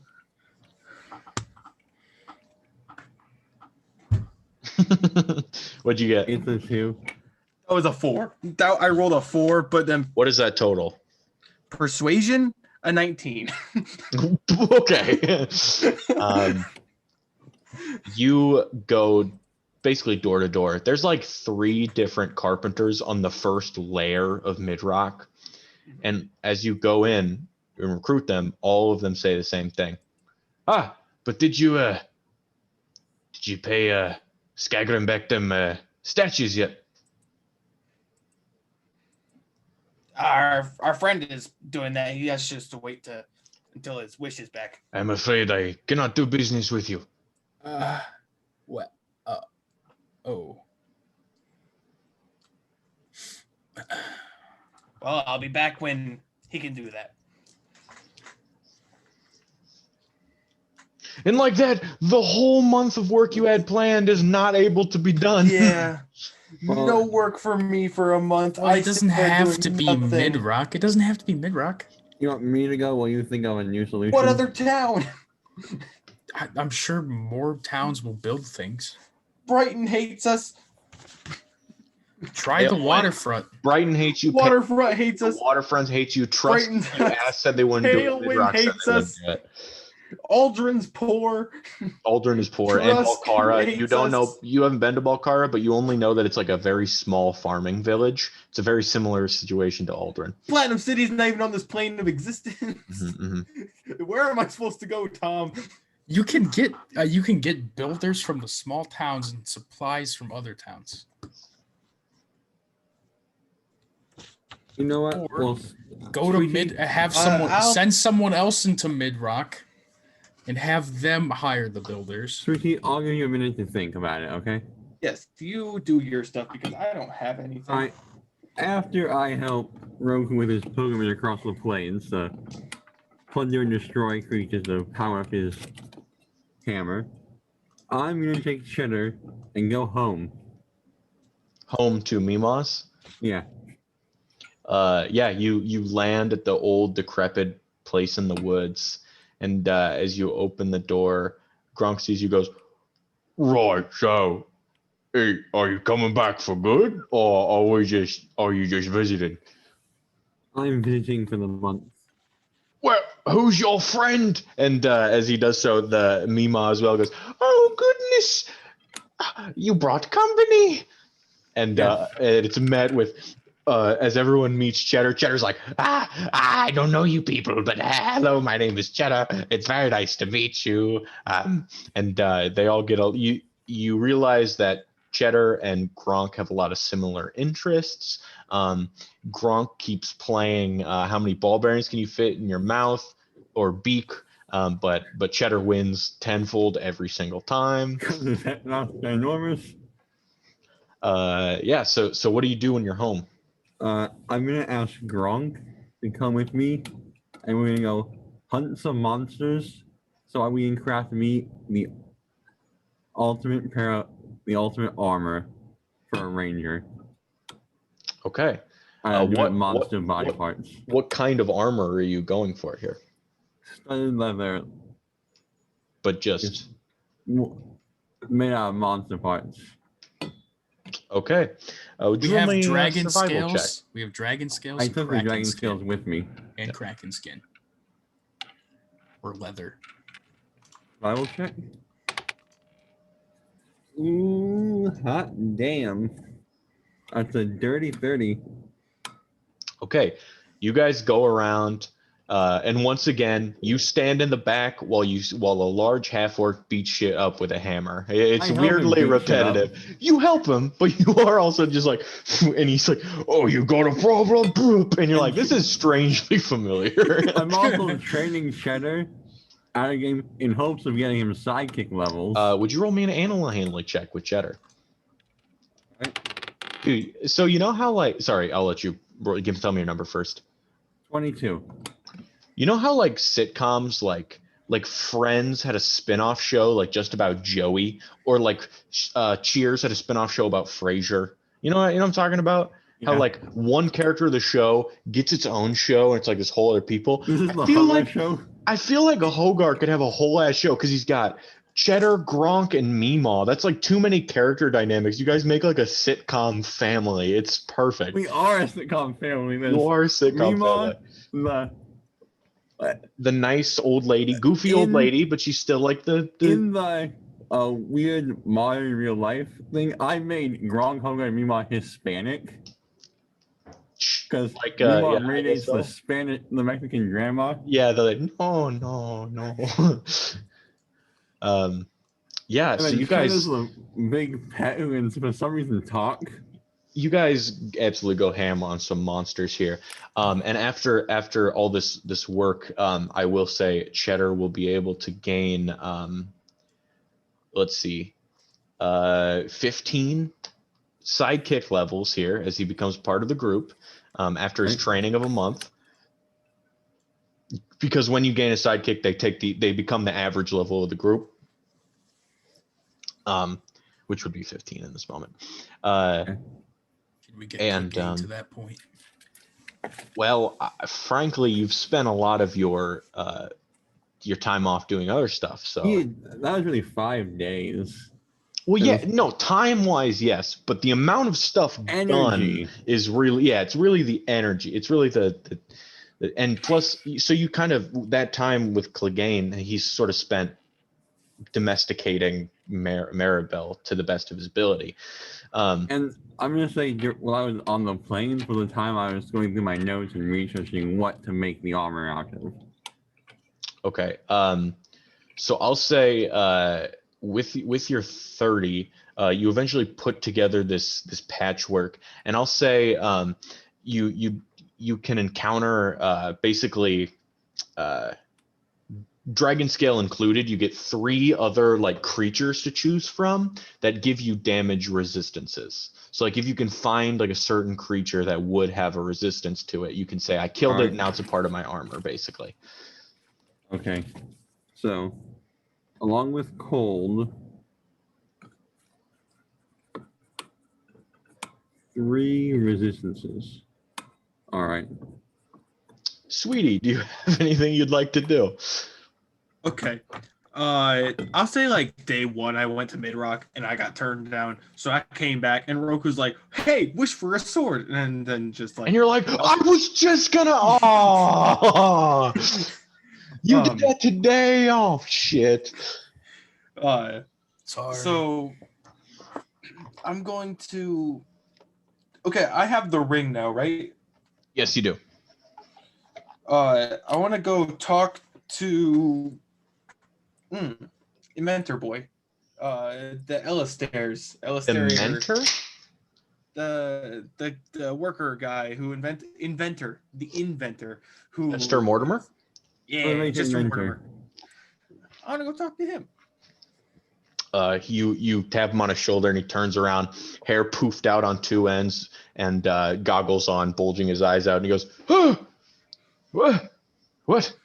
Am I doing something wrong? No, you're doing just fine. So like I heard earlier, you do projects outside of work, right?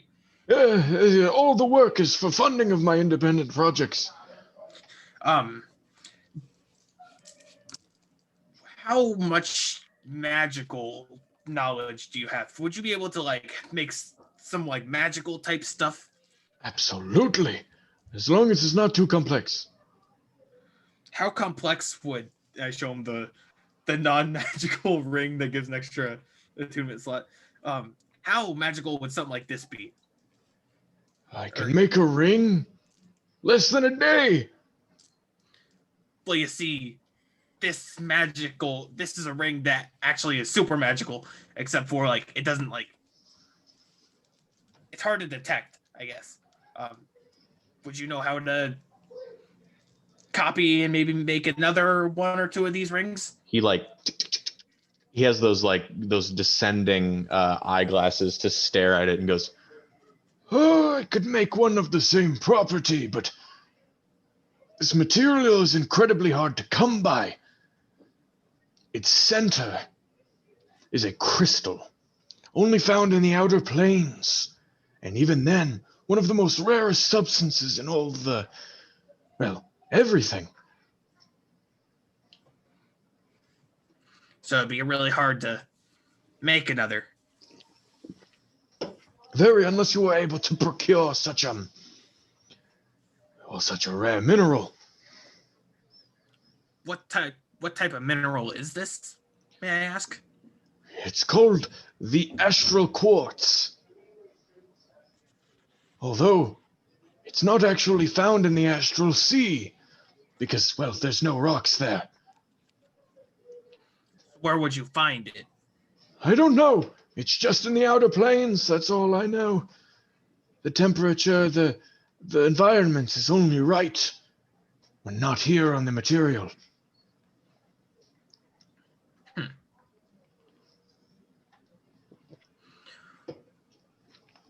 Well, I guess if you can't make more, or at least you need special material. I'll either go find the material or maybe go find someone who already has some. But thank you for the information. You can certainly try to give me anything, and I'll try to make it work. Oh, that reminds me. I slip off the monocle and I slip off the red ring.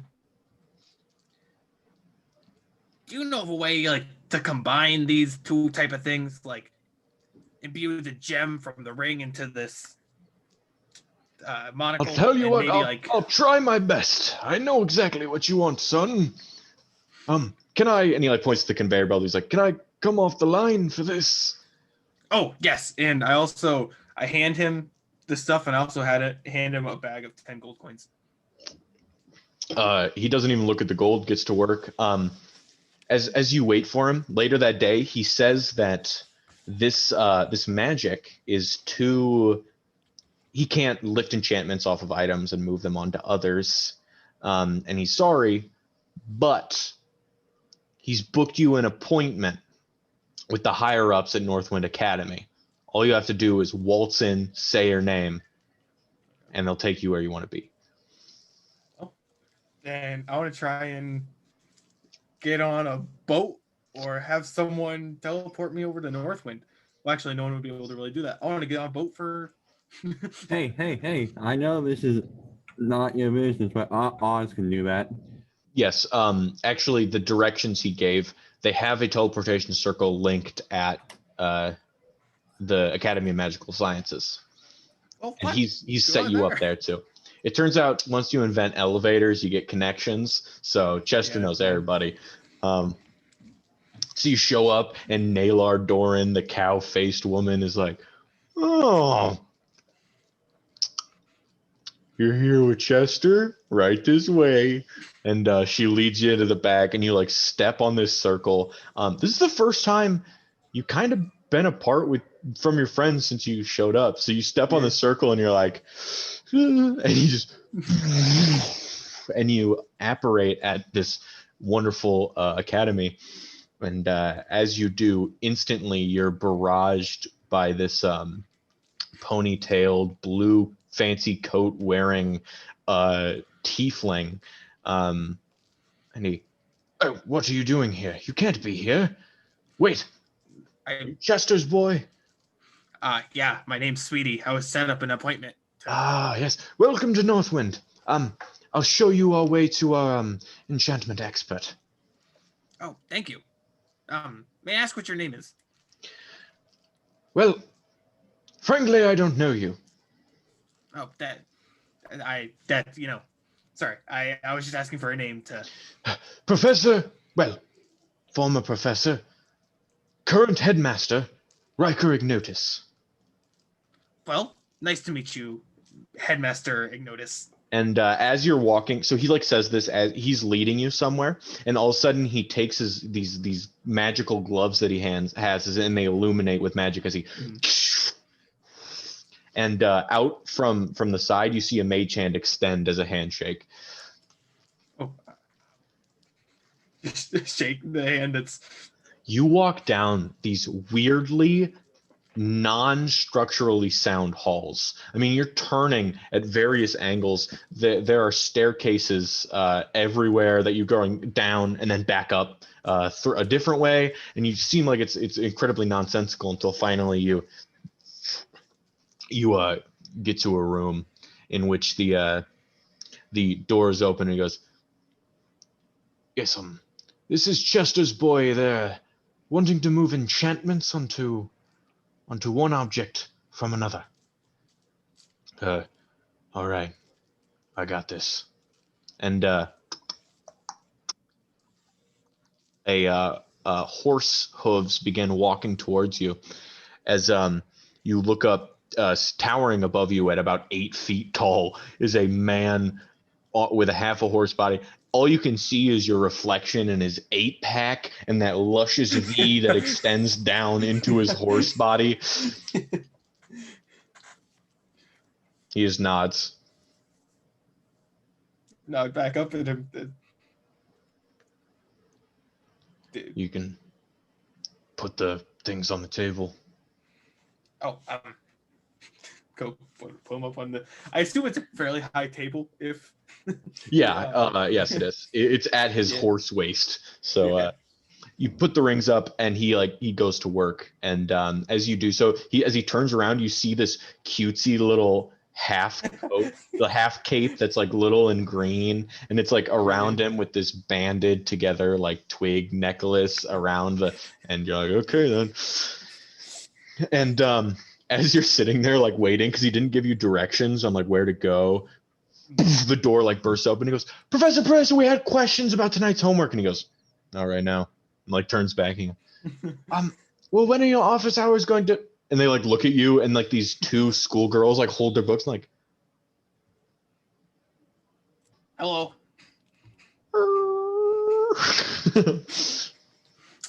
And you look around the room. There are just these diagrams of different dinosaurs. The plesiosaurus is on this big panel above the window, and but you see like a T-Rex, and you're like, hey, I've been one of those. You know, you see a Quetzalcoatlus, you're like, hey, I know one of those.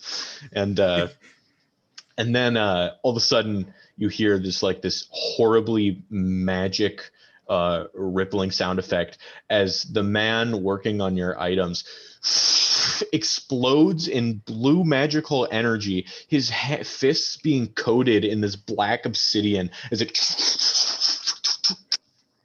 he turns into this gorilla posturing like earth elemental type being, but black, fused together with this inner blue magical effects, and he just begins as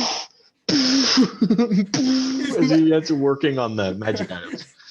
I do look up in horror because now horse turned elemental is now pounding of glasses, basically. Mm-hmm.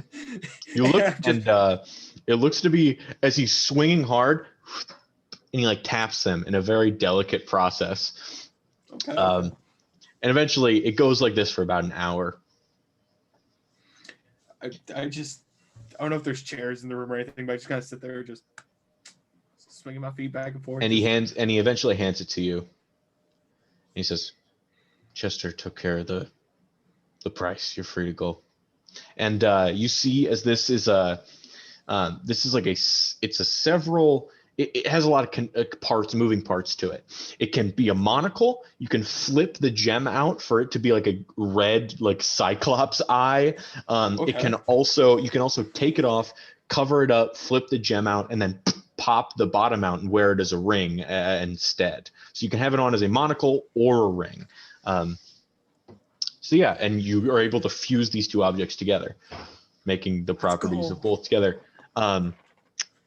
However, if you can expend instead of the 2 charges to have them instantly fail the save against the mind read, you can expend 3 charges to have them instantly fail any of the spells prepared on that item. Oh, damn. Oh, shit. Oh. Okay. That's powerful. That is Oh. once a day, automatic hold monster, modify memory. Hey, yeah, quick question. Mm.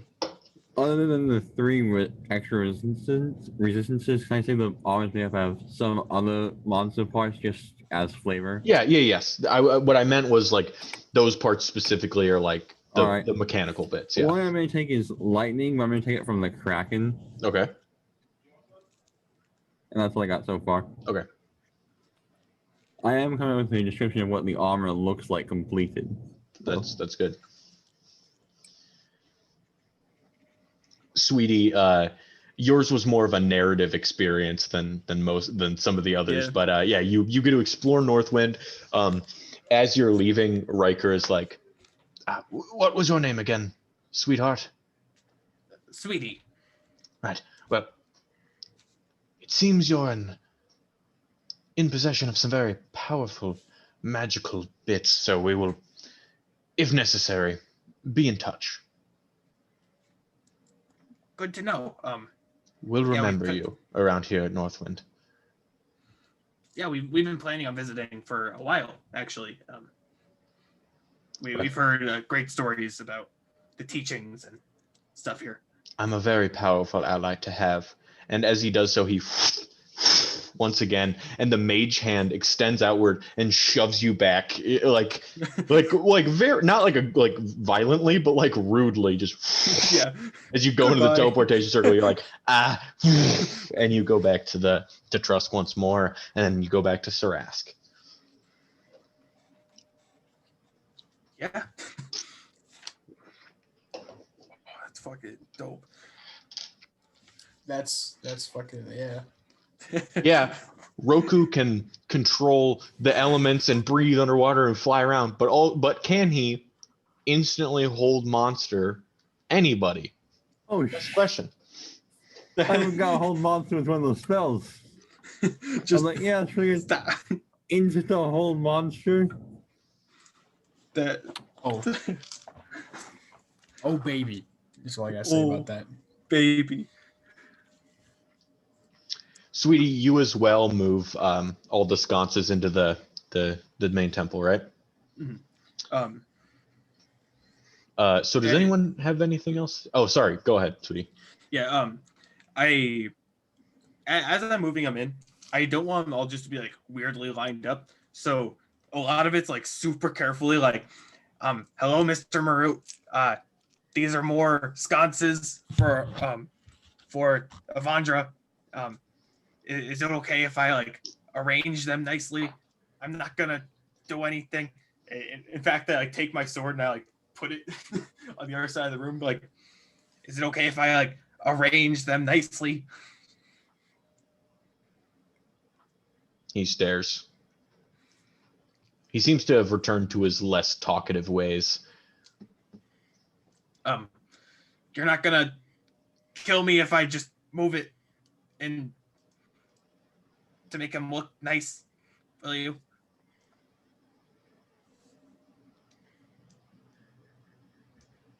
Okay, He doesn't seem to. Chances. You move it around and he doesn't seem to kill you. Okay.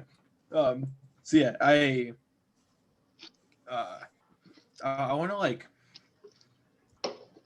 the main the 2 gold piece chair, have that there, scoot the coral and the tentacle chair out front, and then have the sconces around the 2 gold chair. like put some time building like platforms, maybe pay like a worker and get platforms for them. Also, it's like the 2 gold chair and then sconce, fuse sconce. Okay, so it looks like you accidentally made like a dope ass throne out of this 2 gold piece chair. So Yeah. Just so you know, your insta-fail ability, if the creature has legendary resistances, they can still use legendary resistance to succeed. Yeah. So you Okay. would, so it's with that, if they choose to, they can burn a legendary resistance so Yeah. that's an instant legendary resistance burn though. Yeah. Which is still a great. Or if he great fails, like if he fails and uses legendary resistance, can you then be like, no, he fails again? No. Okay. No. So it's not like a. Or can you use it? He succeeds, then make him fail.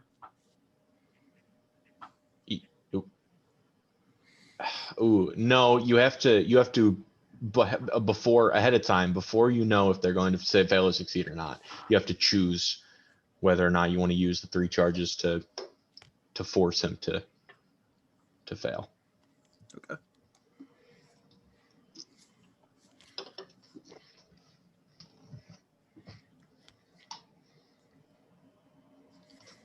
Okay, is there anything else? I'd like to reconvene and ask for anybody's opinion on a couple favors from our boy Vecna. Oh, While the that prospect time. of favors is around, you also have one from Tot Villas. Nope. there's Yes. Thurston? No, Therisdun. Therisdun. That's the one. Tot Villas was my warlock patron in one of the campaigns I played. Sorry. Anyways. City Villas. Yes. I would like to revive. What's his nuts? With the resurrection rod. Resurrection. I know she's gonna be pissed, but she can. It's suck the it. day after we killed you. Yeah. Do you try to what do you bring him back and he like? It's like you just woke up a sleepwalker. He's like.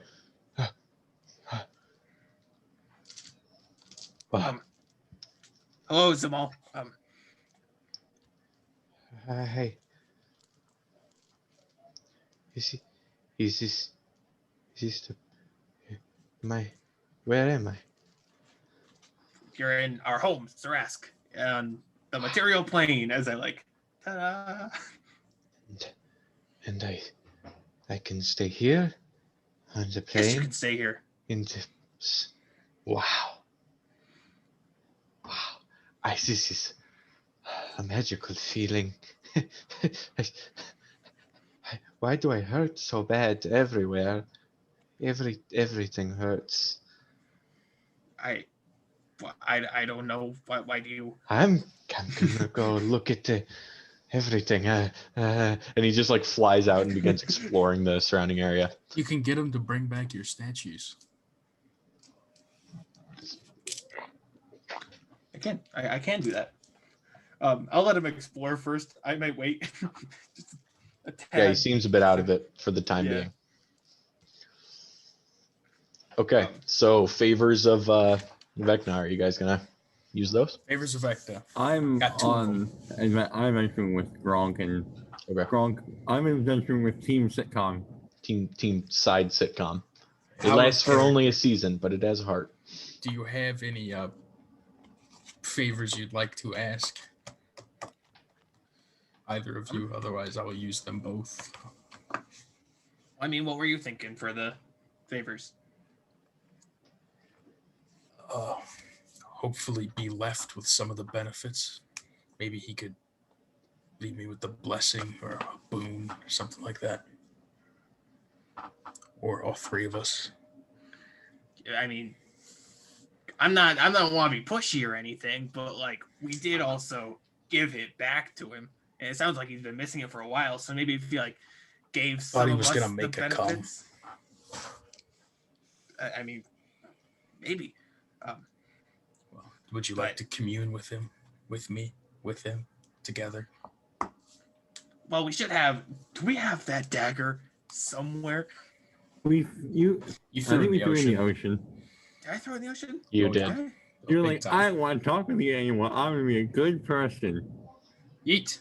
That is the I case. forgot That's that. exactly what happened. Yeah. Yes. Okay. Yeah. We could just try. I don't know. Do we have anything that resembles like a secret that would help amplify this prayer thing, communal. We can go blight some plants and sit in their necroticness. In their withered states. I don't know. He's probably into that. He's weird. Okay. Here, let's go outside. And I find a small pile of leaves and I just press digitation, try and light a little fire. I'm gonna go big time. I go blight and blight it. Just absolutely destroy the plant life in that little radius that you hit. Yeah, and then we're gonna sit around that and try and commune with Vecna. In the witheredness. I feel like he'd be happy to talk to us. I did just give him Without any attempt, everything fades away from you guys as you find yourself in that familiar vacuum space that you talk with him often in, or have talked with him when you did. And he rises before you, full hand extended, new eye filling the gap in his skull. You look good. Oh, it's as beautiful as the day I lost it. Perhaps you all weren't the worst thing that happened to me, as I so thought. Oh, I hope this means our relationship is repaired. Best friends help each other out. We do not have a relationship. Earlier, our relationship was only negative. You've evened it out to before. Well, no. One body part is even. Two, repaired. Fine. No, I think the repaired. Nikolai thing, that's gonna help out with the we'll kill Nikolai. We'll get that done too. I suppose you want your favors, your tokens of knowledge. What's the extent of abilities you can bestow upon us? What's the most I can ask for from you? I don't know. What did you come here expecting me to do? To see a smile, at least. He doesn't smile. I smile. Vecna's not happy. No. All right.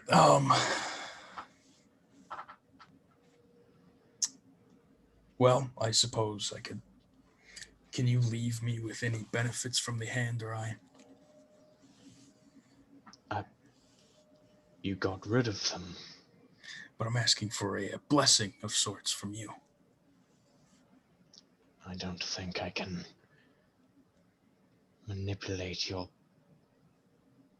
body in the way that the hand and I can. Not like a single skin cell or something like that, and he just. Not even like maybe like a dim light that hangs over my head. I'm so confused by what you both want. All right. This wasn't gonna be as cool as I thought. How about Cord? Do you know of any weaknesses or things that could help us in a fight against Cord? And possible locations of items? Well, he certainly loves some lightning. Radiant? Oh, yes, if I had to choose a secondary type of damage he would deal, that would be my choice. And I saw in a dream I had he wields a lightning bolt and a bronze shield. Is that what he carries to battle? Oh yes, every time we've tangled, that is what I've faced. Froze. Bye, Rick. Good second.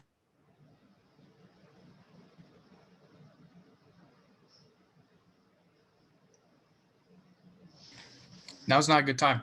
Okay, there he is. That is what we've seen every time we have tangled together. All right. So, what's a good way to get resistances to that? Items or things? Creature skins, etc. Not familiar with a lot of items. That kraken, well, it's awfully decomposed by now, but that would have been your best shot. What say I reverse the effects of time beholding that kraken? I ripen it up like it just died today, and you're able to harvest the scales. Okay. Oh, have I been harvested? All right. It's 1, 2. Sweetie, got anything you want to ask for?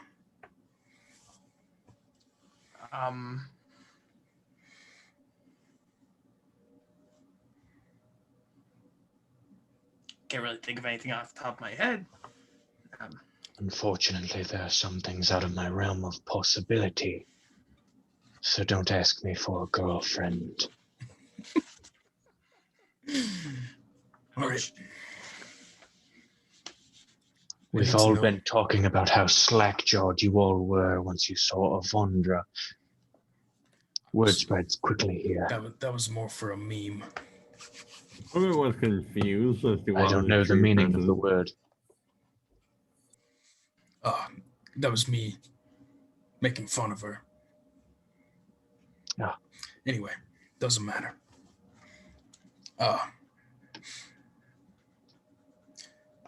Krivaku said something before he met his demise, and I'm wondering if it was true.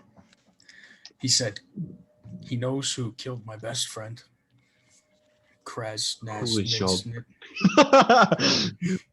Grave Niz. And he also said Cord's not the big bad guy. Big bad evil guy. There was one other thing. I don't remember what it was, though. Enigma. He knows why Enigma took the tank. Those certain things. Yeah, those questions. Well, you've come to the right place. I'm cursed with a wealth of knowledge involving the secrets you seek.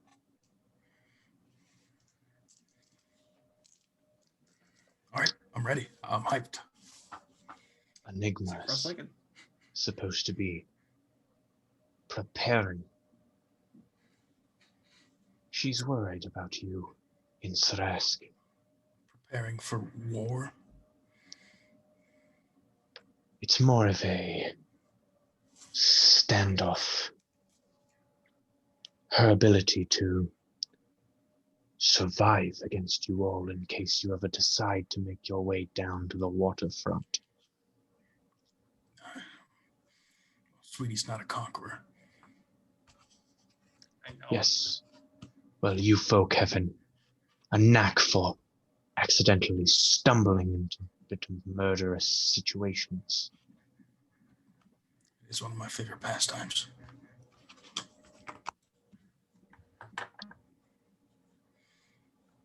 As far as the why she stole it, well, that's your answer.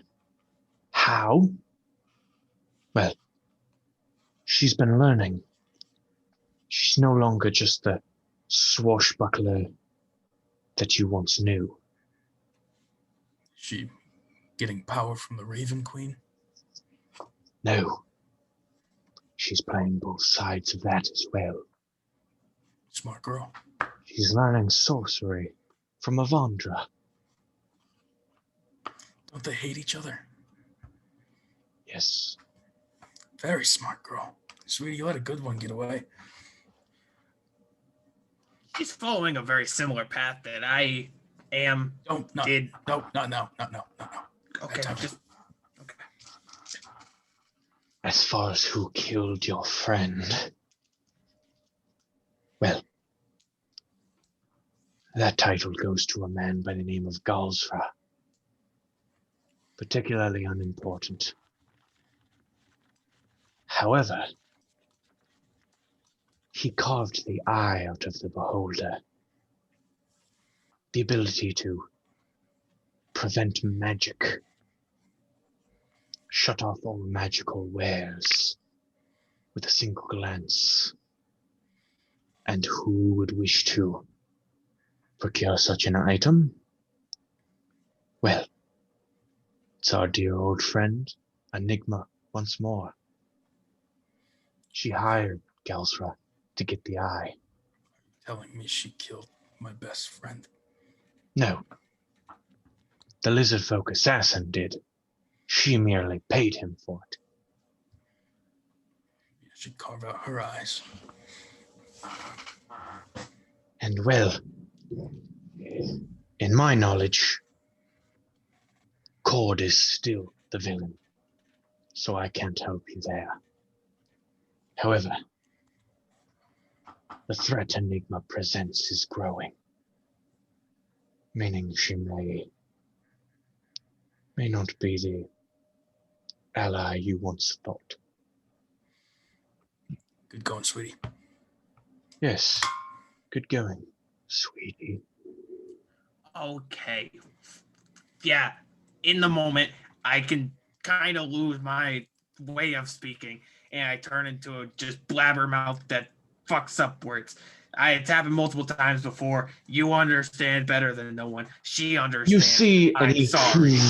he extends a long magical line out in front of him. And he pulls a certain spot of the line and extends it outwards. And he shows you guys fighting Sid in that basement. This is my favorite part. Watch this. This is my favorite part. Okay. Split in half, and as his jaw gets ripped open. Now, right here. Pile of gold. Enigma. Watch what Sweetie does. Watch what Sweetie does. Sweetie looks at it, stands in the doorway of his girlfriend's chained up, brutalized body, and then he turns around and goes to the table full of gold.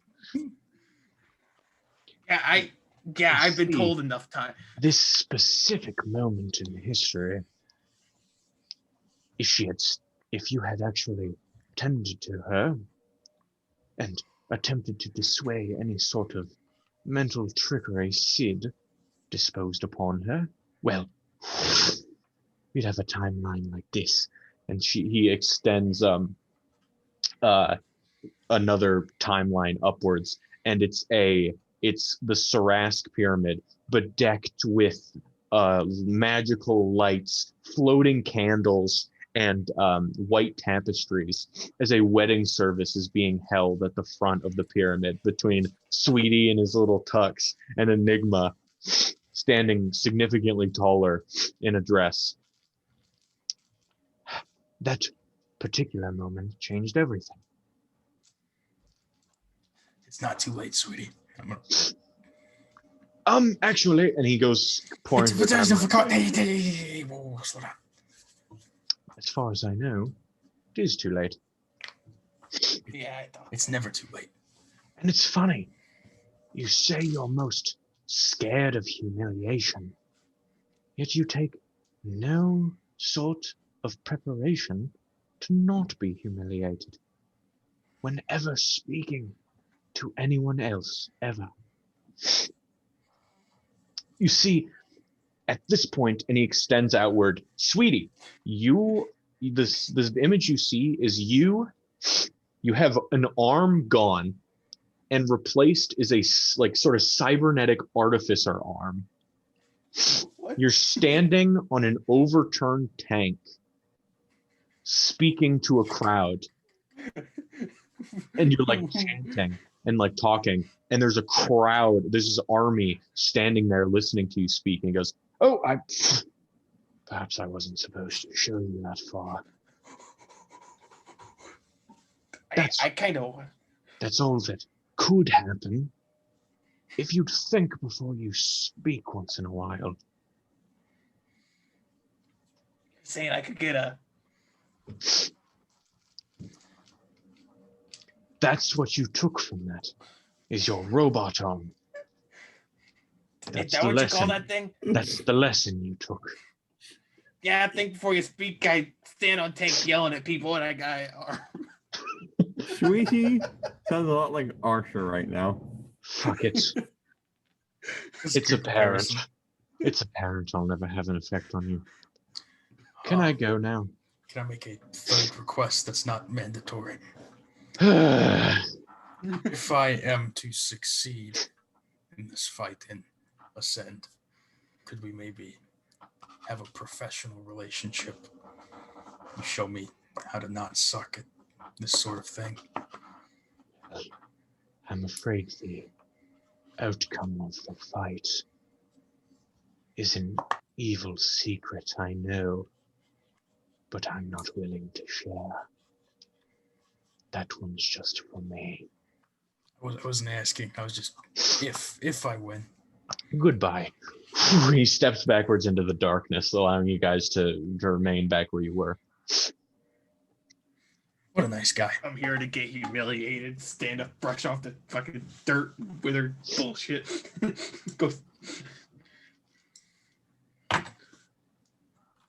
Go find Zamal. Okay, what do you find Zamal for? Is he wishing back the statues? Sorry, I'm also going to drag Roku along with, because this is Roku's issue. Whenever Hogar returns, I'm going to ask him to make scales out of the Kraken. So that's at the end of this month period. Yeah, perfect. And then so we can potentially. So whenever you did this, the Kraken's going to be decomposing unless whenever you guys start this. Yes, as this happens, the decomposing corpse of the Kraken that's been sitting on your front lawn for a month grows its tentacles back, extends to full form like it had just died today. Thanks, Becky. So whenever we have time, I'm gonna harvest some leather off of it. Let's go do the small thing. So do you want him to wish back the statues then? Yes. So I'll say, very end of the month, Zumal goes, practices with one more wish on the statues, and his practice run wish goes really badly, and then he learns from his mistakes, snaps them correctly. You have a nice handshake deal with Skagrim, and at the very end of the month, building of the apartment commences. Yes. So back with my armor that will be ascribed next session. Perfect. And we get the Kraken scales, and we're gonna start making cloaks of armor. So anyway. Which for now, I'll give the hint that the non-mechanical ones I have so far are manticore spines on the shoulders and little tassels, and then two vampire skulls, the top part, as knee pads. And that is where we will pick up a month from after the month.